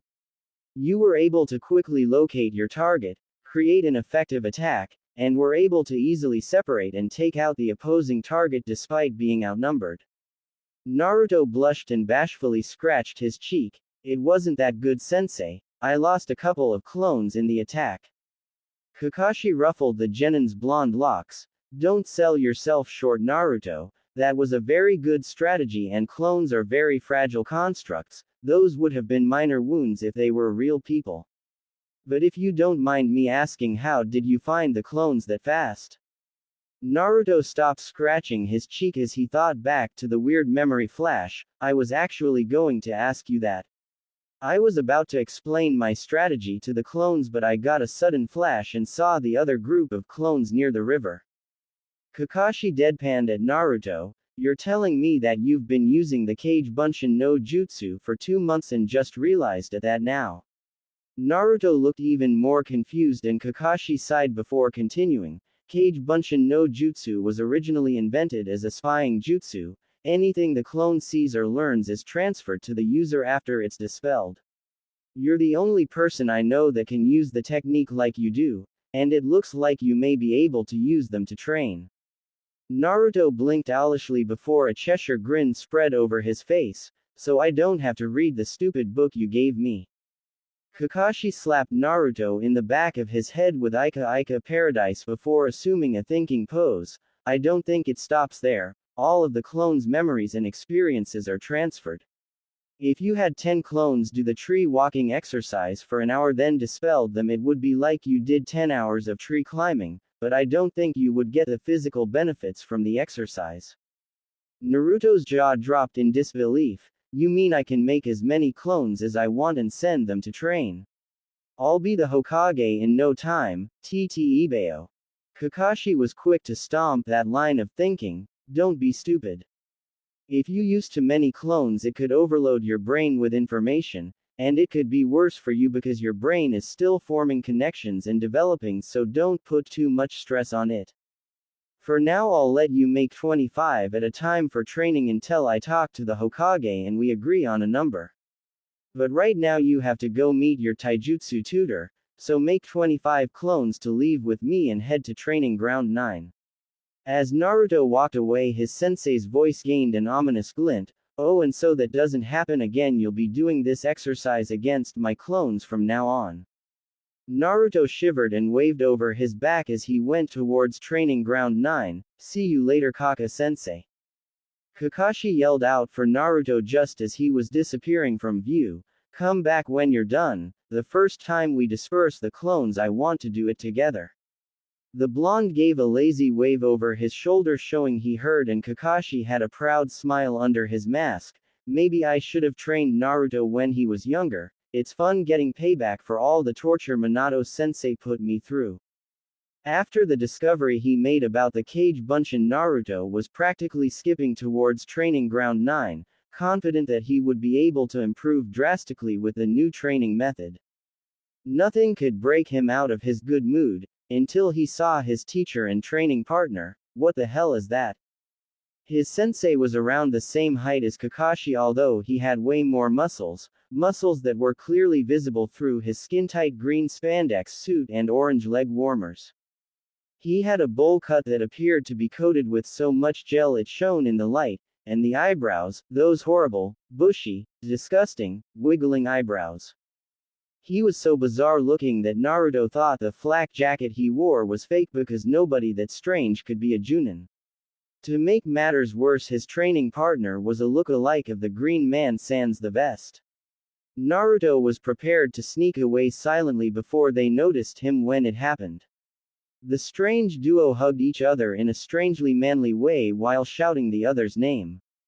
Lee. Guy-sensei. Lee. Guy-sensei. The two continued their strange ritual and Naruto couldn't pull his eye away, and he would regret it for the rest of his life because he could never erase what happened next from his memory, not even using Yamanaka forbidden techniques. The sun appeared to be setting behind them, even though Naruto could feel the heat on his back, and suddenly the earth around them became sandy as the ocean appeared behind them with waves crashing on the beach. Tallying it as another event on his list of traumatic experiences, Naruto walked out from the trees towards the two. Suddenly they broke off the hug and the larger of the two disappeared before reappearing in front of Naruto. Hello youthful soul, I am the sublime azure beast of Konoha, Maida Guy. You must be the young leaf that Kakashi sent to me so I could stroke your youthful flame into a raging inferno that will devour everything in its path with your passion. The man finished and entered a nice guy pose as the sun glinted off his teeth, almost blinding the poor blonde. Naruto couldn't decide if he wanted to sweat drop or face fault, so he said nothing and just stared blankly ahead in a catatonic state.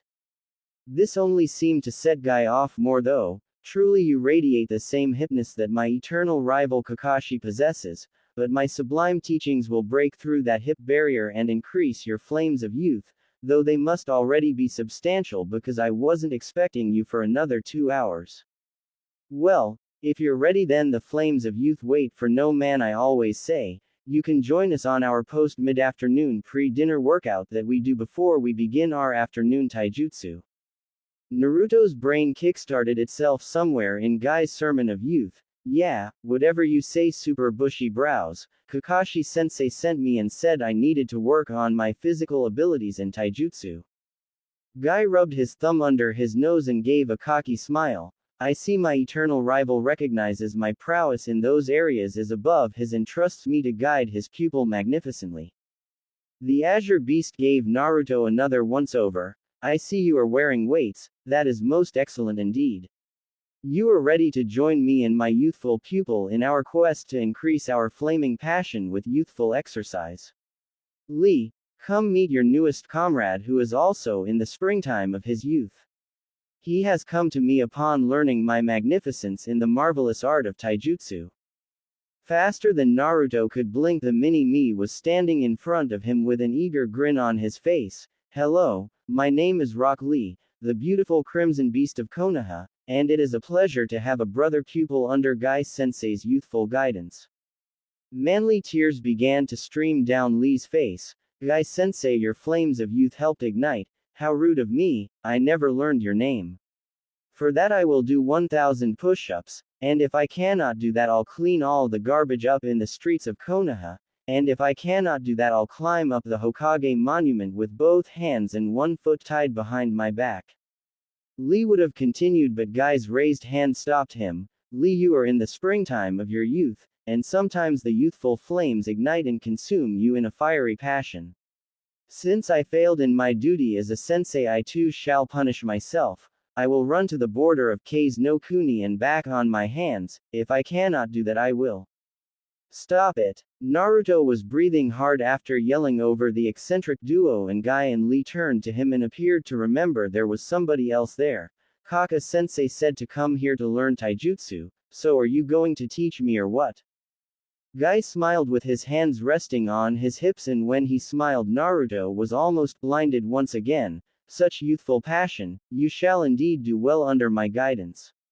Yes, I shall help your taijutsu reach its peak and your youthful flames will explode. Ha, ha, ha, ha.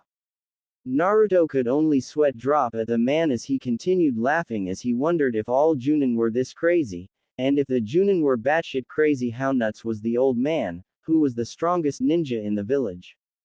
Suddenly Naruto's shoulder dropped as he realized that he wanted to be the Hokage and would undoubtedly be crazy when that happened.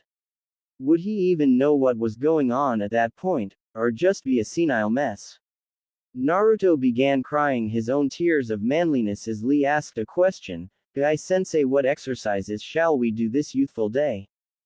Guy stopped laughing to answer Lee's question. Well, my youthful pupil, we shall do some light exercising because we have a new student. Naruto cut the man off angrily. I didn't ask you to take it easy for me. I'm going to be Hokage and I can take anything you throw at me. After his tirade, Lee and Guy could no longer contain themselves and were overcome by youth once more. Lee, my new pupil might be able to match your youthfulness someday, and your own flames of youth shall only reach new heights because of it. Yush, Guy-sensei, let's get started. My inner passion is ignited because Naruto also has a splendid dream. I must quench these raging fires with youthful exercise. It seemed the odd pair could no longer stop their explosion of youth as rivers of tears cascaded down their cheeks, and the two beasts of Konoha faced each other and celebrated their youthful manliness by embracing each other. As the two screamed out their names and the beach formed with the sunset and crashing waves formed behind them, Naruto vowed to never use his Sharingan around the two so he didn't go insane. Unfortunately, the naive blonde did not realize it was already too late for that. The two finished their festival of manliness and Guy started listing their exercises. Okay, let's begin. We'll start with 20 laps around Konoha, then do 500 punches with each hand and 500 kicks with each leg. After that we'll do 1,000 of every type of push-up. Now Lee, let's go, explode. Naruto's chin fell with every exercise listed until it hit the ground and he saw his training partners disappear, leaving nothing in their wakes but twin clouds of dust. Naruto lifted his chin and took after them, yelling, "Wait up." Sakura awoke with a groan when the sunlight streaming through her window shone on her face. After blinking away her haze, the pink it stretched, the memories of the past 2 days came flooding back and she moved with determination. She couldn't talk with her mom and give her the money yesterday, but today would be the day that she took the first steps towards becoming a serious kunoichi who could stand on her own 2 feet. Grabbing the envelope containing her pay, the girl ran downstairs to the kitchen only for her mom to engulf her in a suffocating hug and swing her back and forth. Oh my sweet little baby, I haven't seen you in so long. My poor innocent princess, I heard about Sasuke. I should have never let you be a ninja. I was so worried about you when you were gone. Sakura managed to pry herself out of her mother's tighter than average grip. But mom, I want to be a shinobi. I know that it's dangerous, but I want to protect the village, and as a side bonus I can help you with money. Sakura held out the envelope and Tomo took it and leafed through the contents, making her eyebrows shoot upwards in surprise before handing it back to her daughter. Sakura, I can't accept this. You earned this money and it's yours to spend. And I want to spend it on you. Sakura responded while handing the envelope back. Please mom, I know that it's tough for you because of me. If you didn't have me when you were 15, then you would have finished school and got a good career. Instead you work 2 jobs just to keep a roof over our heads and food on the table. I want you to have the life you deserve, mom, and I can do that by being a shinobi. All this is from my last mission. I still have plenty saved up from the D ranks we've been doing for the past 2 months, so whenever I have extra money I want you to have it. Tomo's eyes watered and she embraced her daughter once again. Don't be silly, Sakura-chan, don't think of yourself as a burden. I made the mistake, but it gave me the best thing that ever happened in my life and I'll never regret it. The older Pinkett put her chin on top of Sakura's head and stroked her now shortened hair. I love you, honey, and I want you to know that you don't have to do this, but I also know that you're as stubborn as me, so I'll take it because I know you won't change your mind. Sakura stayed in the hug, enjoying the cocoon created by her mother's warmth. She may be able to kill a fully grown man dozens of different ways without him knowing, but being in her mother's arms always made Sakura feel safe from all the worries in her life. Sakura gave a response. I love you too, mom, and I'll be okay, so you don't have to worry. Now I have to go to the library. I'll be home for dinner.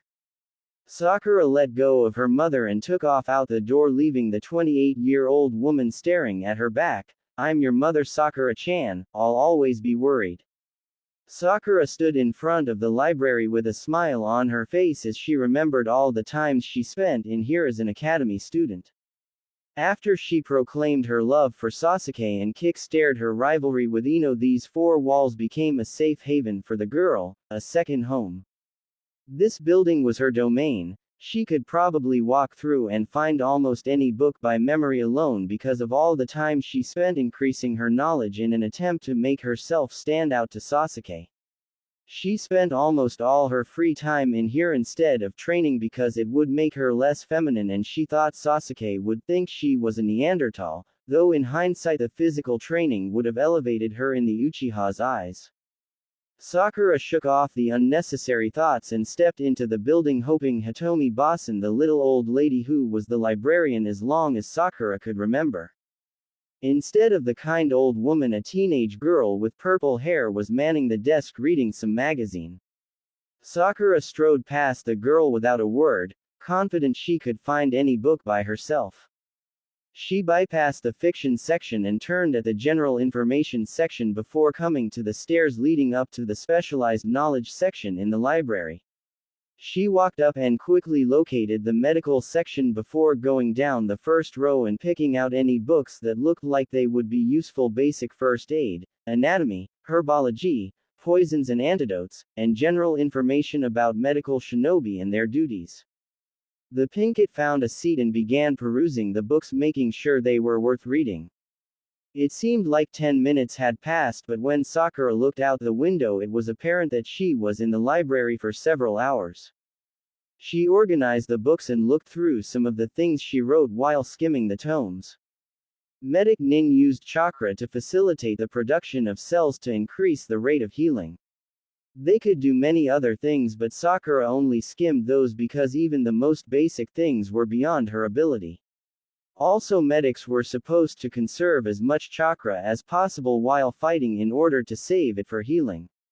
That was fine with Sakura though, because she didn't have much chakra to begin with. I'll have to talk to Kaka-sensei about increasing my reserves. Sakura tucked the books she wanted in her backpack and put the other ones on the cart for the librarians before checking out the ones she wanted and heading to the last place she wanted to be in the village. Sakura stood in front of a quaint yellow 2-story house situated in the market district of Konoha with Yamanaka flower shop painted in sky blue between the windows on the first and second stories. Sakura swallowed her fear and opened the door, praying her rival wasn't home, and apparently the gods were on her side because manning the counter was a beautiful blonde woman reading a gardening magazine, though she lowered it as soon as the bell rang, revealing sparkling purple eyes that hinted at her intelligence. "Welcome to Yamanaka Flower Shop." It took a moment, but recognition flashed in Ino's mom's eyes and a warm smile made its way onto her face. "Sakura, what a pleasant surprise. I heard about your teammate. How are you holding up, dear?" Sakura returned the woman's warm smile. She always felt comfortable with Mrs. Yamanaka. She understood that her mother had it hard and would look after a young Sakura for Tomo. Yes, Chika Yamanaka was the closest thing Sakura's mom had to a friend in her hectic life and was like a second mother to Sakura. She would often do the Pinket's hair or tell her stories from her ninja career over homemade cookies, and the concern evident in the woman's eyes touched the girl. "It's hard, but I'm getting better every day." Chika's expression dropped. "I can only imagine. Ino has been so depressed these past few days, and she wasn't even on Sasuke's team." Sakura winced at her rival's name, though Chika didn't notice. Deciding she didn't want to focus on Sasuke anymore, the genin changed the subject. "Actually, Chika-san, I have a question. I've been thinking about specializing in medical jutsu, and I wanted to learn more about poisons so I can fight without using chakra more effectively, but they must be village secrets because all I could find were common ingredients and their side effects." "You're definitely sharp, Sakura. Poison mixes are in an archive that only specialized personnel can access." Sakura's expression fell, but Chika smiled the same way Ino does when she knew something you didn't. "Lucky for you, I'm one of the best apothecaries in Konoha. Come to the flower shop every day for the next week at 12 and I'll give you some non-lethal recipes and teach you how to properly mix poisons and antidotes." Sakura beamed at the blonde. "Thanks, Mrs. Yamanaka. I won't let you down." Chika could only laugh at Sakura's face. "I know you won't, dear, and it's Chika-sensei now, dear." Tenten let out a bored sigh for the 12th time in the past 10 minutes. The weapons store she worked at was filled with ups and downs. Shinobi would stock up and not need weapons for several weeks unless they went on a mission and depleted their supply, and considering the rush last week, these next few promised to be dull. There were dozens of other things she would rather be doing with her time, but she needed the job. Being a Kyuubi orphan, as they were referred to, was a hard lot in life. Many shinobi and civilians lost their lives that night, and the orphan population exploded while the orphan budget imploded because it was needed for security reasons. Orphanages became overpopulated and there weren't enough families to take the new influx in, so Tenten became just another face in the crowd. The brunette was just one of countless babies nobody could identify, and the hospital's records were in shambles, making DNA testing worthless because there would be nothing to compare it to. Some orphans took on new last names the orphanage gave them, but Tenten shed hers as soon as she was able. It felt like she was forsaking her deceased family. The only options open to her was going to school and joining the Job Corps or becoming a shinobi. Tenten heard the stories about what happened to girls in the Job Corps, so there was really only one choice. She joined the academy, but once again found her options limited. With no family or clan to teach her techniques, Tenten didn't learn any ninjutsu, taijutsu, or genjutsu outside of the academy. Her only option was specializing in weapons because those were available to everyone, and eventually she was recognized because of those skills, but it didn't pay the bills. Being a weapon specialist while having to buy groceries, pay rent, and buy materials to patch up your clothes on a genin's salary was next to impossible. She found herself wishing, not for the first time, that Guy entered the team into the Chunin exams last time around. If she was promoted, money would be less of an issue, and as a Chunin she would have access to more ninjutsu, allowing her to branch out from weapons. Even if she didn't get a promotion, genin that participate in the exams are regarded as a cut above the rest and sent on C-rank missions regularly, and in extraordinary circumstances, V-rank ones as well.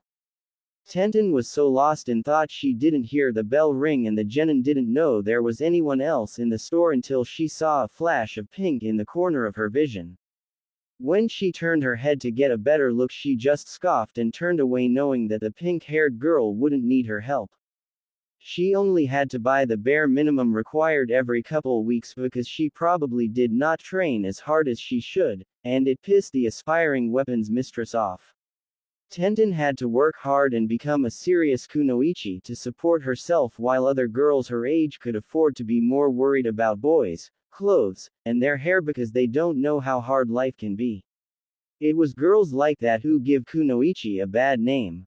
Despite her less than complimentary thoughts, Tenten gave the girl a sweet smile when she walked up to the counter and politely asked, "Can I help you with anything?" The girl glanced down at the list in her hands briefly before looking up. Yeah, I need 2 boxes of standard issue kunai, and I need 4 boxes of the Senbon with the removable poison cartridge." Tenten reached down and placed the boxes of kunai on the counter while inspecting the girl. She never got more than a box of kunai and shuriken and hadn't bought exploding tags or ninja wire since graduation, but now the pink-haired genin bought as many kunai as she bought since graduating in one day, was asking for Senbon specially designed for poison, and it looked like she cut the hair that made her look like a pretty pony princess doll. Tenten made sure the seals on the box were unbroken and smiled at the girl. "Here are the kunai, and I'll get you the Senbon needles from the back." The weapons mistress felt excitement bubbling in her stomach.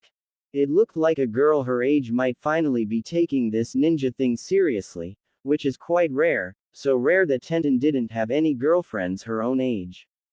Most of the prospective kunoichi in her class drooled over the flavor of the month and only talked about dumb music, clothes, or crappy movies. Tenten didn't bother wasting her time trying to fit in where she wouldn't. Nowadays she only womaned the desk at the store or trained and did missions with her team, but there was only so much time a sane person could be around Guy and Lee without going on a killing spree. Tenten grabbed the boxes of Senbon and walked out front before placing the boxes in front of the pinkett and pulling out the demonstration model of the needle and holding it out so the girl could clearly see it and demonstrated the mechanisms. "This is the model that you got. You pop the capsules in like this and pull it out like so. When the tip pierces the target, the capsule gets punctured and the poison leaks out holes near the tip. There are 100 per box, and because I've never seen you throw them before, I'll throw in a half box of regular Senbon." Tenten put the items in a bag before handing it to the girl. "Is that all you need, miss? I'm sorry I never got your name. Mine is Tenten." Sakura was taken back by the abruptness of the question, and it took her a moment to grab the bag and respond, "My name is Sakura, it's nice to meet you, Tenten. And yes, that's all I need, thank you." The brunette punched the numbers into the register. "That will be 100 ryu." After receiving the money, Tenten gave Sakura a real smile. "If you want, I can take you out back to our range and give you some pointers on throwing those. People have told me I have a knack for weapons." Sakura smiled gratefully at the older girl. "Thank you so much, that would be so helpful. I have some scrolls, but they aren't as helpful as a real teacher." Sakura strolled down the street feeling lighter than happier than she had in a while, even before Sasuke's death. After she declared her intention to pursue Sasuke, all the friends the young girl had disappeared and became rivalries. Sakura devoted all her time to pursuing the Uchiha, but part of the obsession was the loneliness Sakura felt when she sat home in her room staring at the blank walls. Now she was taking her first steps towards becoming a competent kunoichi, and on top of that made a new friend in Tenten, and that was the best thing about the day so far.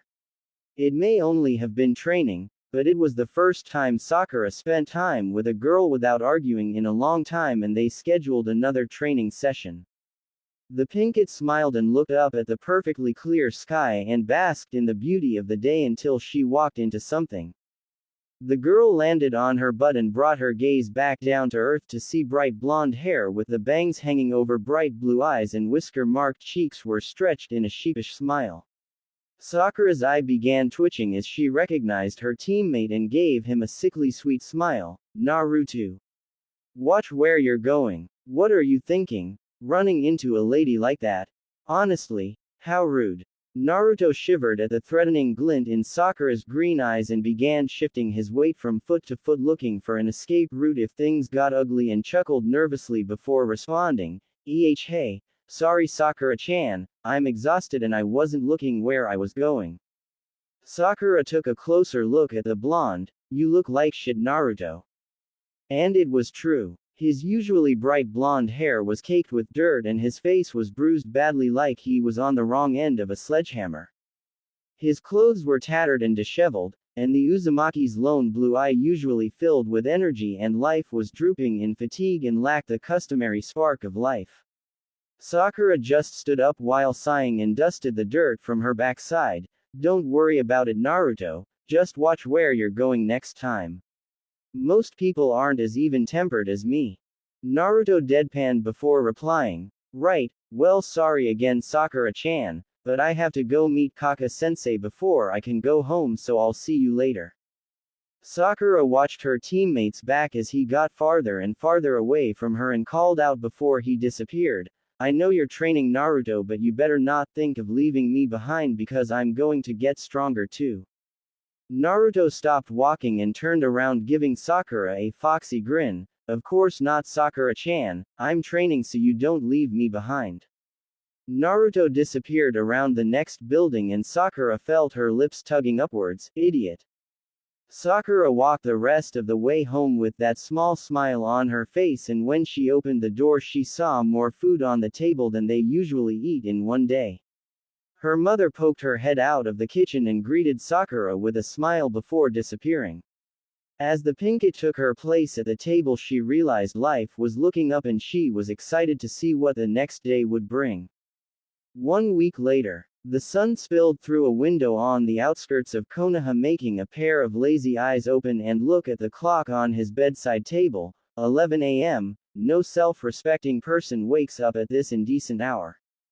The pile of blankets covering the slothful shinobi shuffled for a moment as the boy rolled over and drifted off to sleep.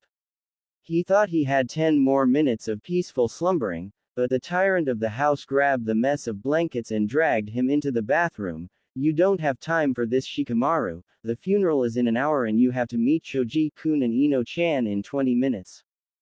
The Nara was thrown from his blanket cocoon into the bathroom and hit his head on the wall quite hard before the draconian overlord he called Mom began nagging him once more, now hurry and take a shower so you can eat before leaving. Shika turned the water on and waited a couple minutes before opening the door to sneak back into his bedroom for more sleep, except his mother's firm hand stopped him before he could exit and shoved him back into the bathroom, slamming the door and locking it from the outside. The genin groaned on the bathroom floor as something soft landed on his face and he lifted it up to see it was his funeral clothes. Shika, if I don't hear you get into that shower in the next 10 seconds I'm coming in and washing you myself. You know I will, remember last time? Shikamaru groaned and lethargically dragged himself into the shower with a small smile on his face, troublesome woman. Spring was coming early to Hai no Kuni this year. The temperature was uncommonly warm and there wasn't a cloud in the sky to stop the sun from beating down on the villagers bustling through the streets. All in all it was a terrible day to have a funeral. The citizens of Konohagakure no Sato were rushing to the sprawling park created from funds donated by the Uchiha to hold the funeral for the last loyal progeny of the clan. Shikamaru wiped the sweat from his brow cursing the lack of good clouds on his way to the academy to meet with his teammates. He took his time, and it was no surprise that both Ino and Choji were waiting for him in the shade of the largest tree in front of the academy wearing traditional funeral outfits. Shikamaru mentally prepared himself for Ino's nagging as he approached and he wasn't disappointed. Geez Shikamaru, can you move any slower? We're almost late. If we end up being late for Sasuke-kun's funeral I'll make your life a living hell.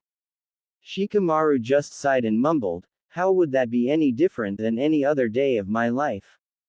Ino's left eyebrow began to twitch dangerously and Shikamaru would have dodged the upcoming blow if it weren't so much effort. Besides it's not like Ino hit as hard as Sakura.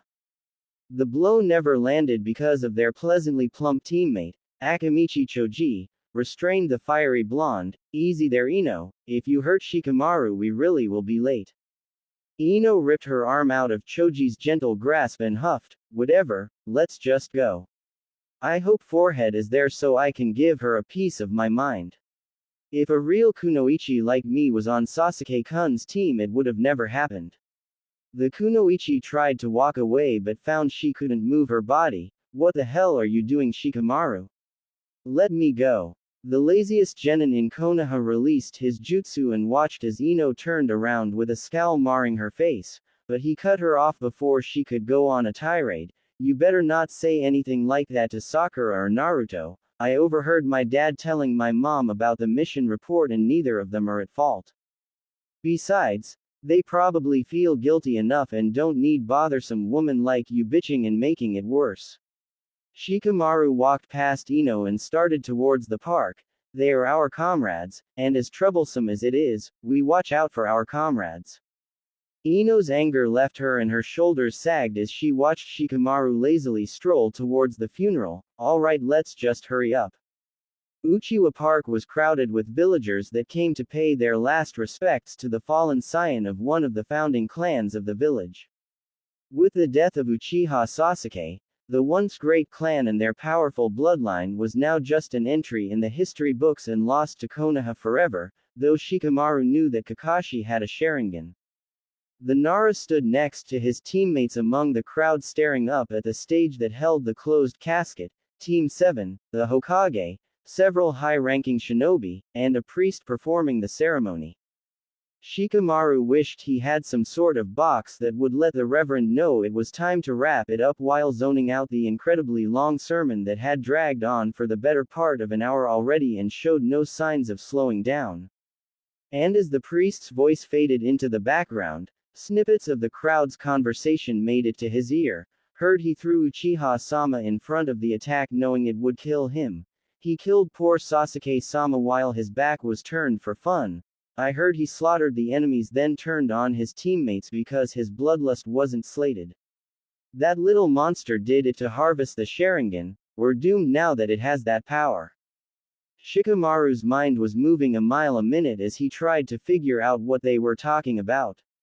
They said something about a demon, but Shikamaru knew they weren't talking about Zabuza. The only reason the closet genius knew is because his dad got some of the details in a council meeting and the infamous Demon of the Mist didn't even kill Sasuke. Also they talked about the Sharingan. Something didn't add up to Shikamaru and he was going to find out what was missing. The genin pushed his thoughts to the side and looked back up to the stage, which caused his face to take on an expression of shock and a gasp escaped his lips. He was looking at something he never thought he'd see in his lifetime, Uzumaki Naruto crying. When other kids at the academy or playground got hurt or bullied they would bawl like babies, but never Naruto. He'd shake it off and bounce right back. He'd seen the blonde take hits that would make some more experienced ninja wince. Hell, Naruto was ostracized more than anyone in their class but he never cried or complained even once. Shikamaru felt his stomach knotting in guilt as he remembered how lonely his classmate used to be and how little he did about it, and the boy also knew Naruto would be depressed after one of his few friends died but the lazy shinobi was always quick to dismiss the thought because then he'd have to go visit the blonde even if it wouldn't have taken that much effort. The blonde lost one of his few friends and his so-called other ones didn't even go visit him once. Shikamaru felt like scum. Troublesome. Shika was shaken from his guilt trip as he overheard a conversation in the crowd. Can you believe that thing is crying? He's really crying. Yeah, it's definitely fake. Creatures like him can't shed tears. Demons don't. Demons can't cry. Yeah, that's my point. Weren't you listening to what we're saying? But look at him, that doesn't look fake. He looks so anguished. Don't tell me you're buying that crap. It's all an act, a trick. Yeah, being a trickster is its nature. Remember all the pranks. I don't know, other kids pull pranks too, and most of theirs are pretty cruel. All of Naruto's were harmless and definitely not as bad as some other ones by imitation pranksters trying to steal his crown. What are you saying? Have you gone mad? No, maybe I'm finally sane. Shikamaru couldn't hear anything else because the priest reached a high point in his sermon and raised his voice trying to increase the emotion. The lazy genin just used an ancient Nara technique to block noise so they could sleep in any situation, as he wondered why they were talking about Naruto like that. That guy also said demon in a conversation that was clearly about Naruto, and apparently Sasuke jumped in front of the genin. Shikamaru then noticed that Naruto was wearing his headband like his sensei, and his eyes widened as he realized that the blonde may have the Sharingan and people were blaming him for Sasuke's death. Shikamaru sighed and looked up at the sky trying to figure out why. His thoughts weren't going anywhere and he started to look down cursing the lack of clouds, but his head stopped when he saw a lump in the shadow of a tree. The shinobi peered closer only to end up staring at the white mask worn by Anbu operatives.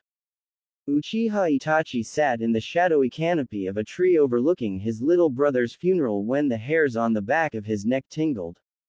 The S-class missing nin glanced around and saw what looked to be a young Nara staring at him. Itachi looked away and resumed watching the preacher drone on without worry. Nobody would recognize him under his borrowed Anbu gear, and the Akatsuki member was smart enough to hide at the level of an average Anbu operative so the elites scattered throughout the clearing wouldn't suspect anything. It was nowhere near Itachi's best, but a genin shouldn't have spotted him so easily, even by accident. The double agent smiled slightly under his mask, proud that his little brother's generation had such potential. Itachi grew tired of the boorish priest droned on and thought about the week he had since the person he loved most in the world died.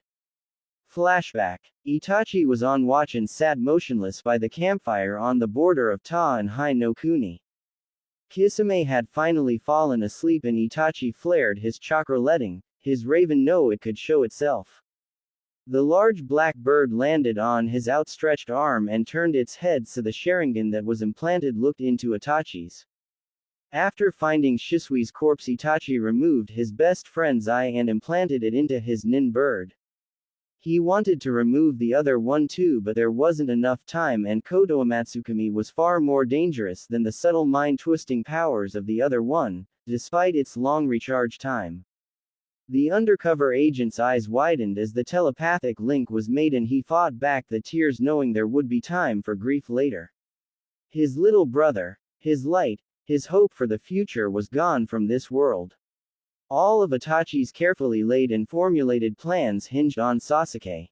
Now that he was gone they were shattered, and with the illness ravaging his body the chances of accomplishing his goals all but disappeared. The last surviving Uchiha cursed as his mind raced to salvage anything he could.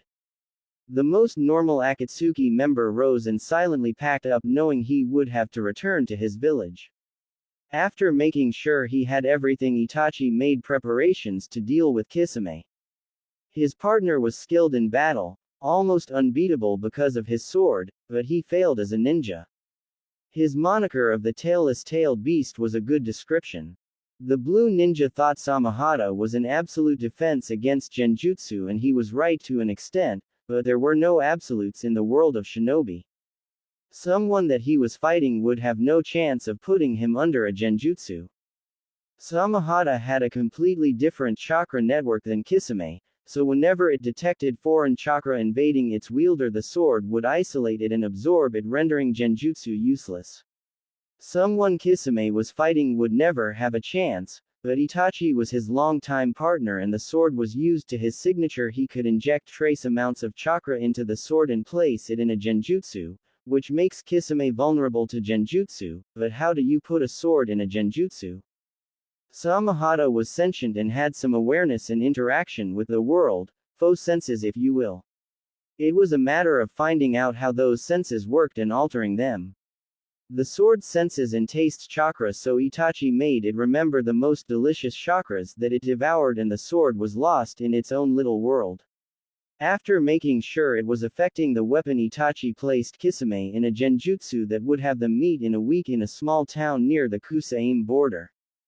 Itachi made good time, and when he arrived at Konoha the missing nin snuck in through one of the small gaps in the barrier that was used for Black Op missions. It took little effort for Itachi to make his way to the Hokage Tower unseen, and he took up a hidden vantage point and waited for his opportunity. One came only a day later when the two elders and Danzo walked down the street towards the entrance with two Anbu behind them. The former Konoha nin knew they would be rude and waited for a moment of weakness. They were approaching the last turn before the Hokage Tower and Itachi blended into the crowd and moved into position. As they went around the corner he placed the Anbu on the outside in a sleeping genjutsu and simultaneously put the other one in a different one so he wouldn't notice. Itachi donned the mask and cloak before hiding the body with a genjutsu and followed the elders into the building.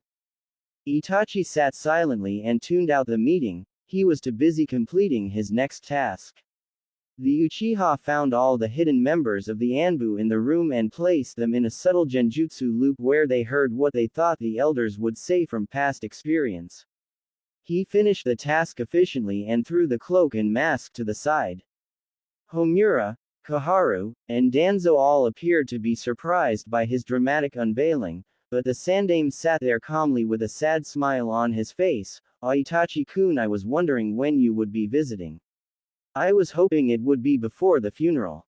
Itachi cocked an eyebrow in confusion and Sarutobi smiled. Of course I knew you were keeping tabs on Sasuke. Itachi ignored the Hokage's advisors and focused on the venerable old man. Very astute, what gave it away? The Sandaime smiled. There was no hard evidence, but you loved Sasuke like I love Konoha, and if there was a way I would watch over every corner of it.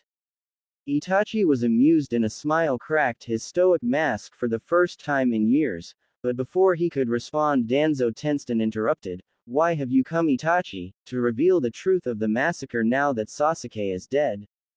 Itachi ignored the warhawk and continued to look at the Sandaime, though he did answer the question. I have come for two reasons. The first is to see Sasuke's funeral, but the second is more serious and unpleasant. I have come to warn you that Uchiha Madara is still alive and still looking for revenge. I have joined an organization that is bathed in shadows. We are hunting Jinchuriki for their Biju, though I don't know the real reason. I had a plan to deal with the man, but it fell apart when Sasuke died. I will still do everything in my power to stop him, but heed my warning. Madara covets the Kyuubi more than any other Biju, so prepare Naruto-kun well, for I will come after him, and if he can't defeat me I will kill him to stall Madara's plans. If I fail, a man with the eyes of the sage will take me the next. I'd tell you more, but if I gave you too much information it could compromise my position. With his warning delivered, Itachi burst into a flock of ravens that dissolved into nothingness. Flashback end. Itachi knew that the man wasn't really Madara, he just used the name to inspire fear into his enemies, but Itachi decided to play along for the same reasons. Dropping the name of one of the boogeymen of the shinobi world was a great way to make the Hokage and the elders take this situation seriously, especially because they knew him as children. The young Uchiha turned his attention back to the funeral as it neared the end. The priest finally finished his eulogy and the people were lining up to place their flowers on the basket. The Hokage and high-ranking shinobi went first, followed by Kakashi, then Sakura.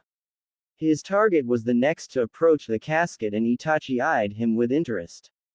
He used to watch the blonde as a rookie Anbu and another smile made its way onto his face as he thought about how much the boy grew, though he was still rather short.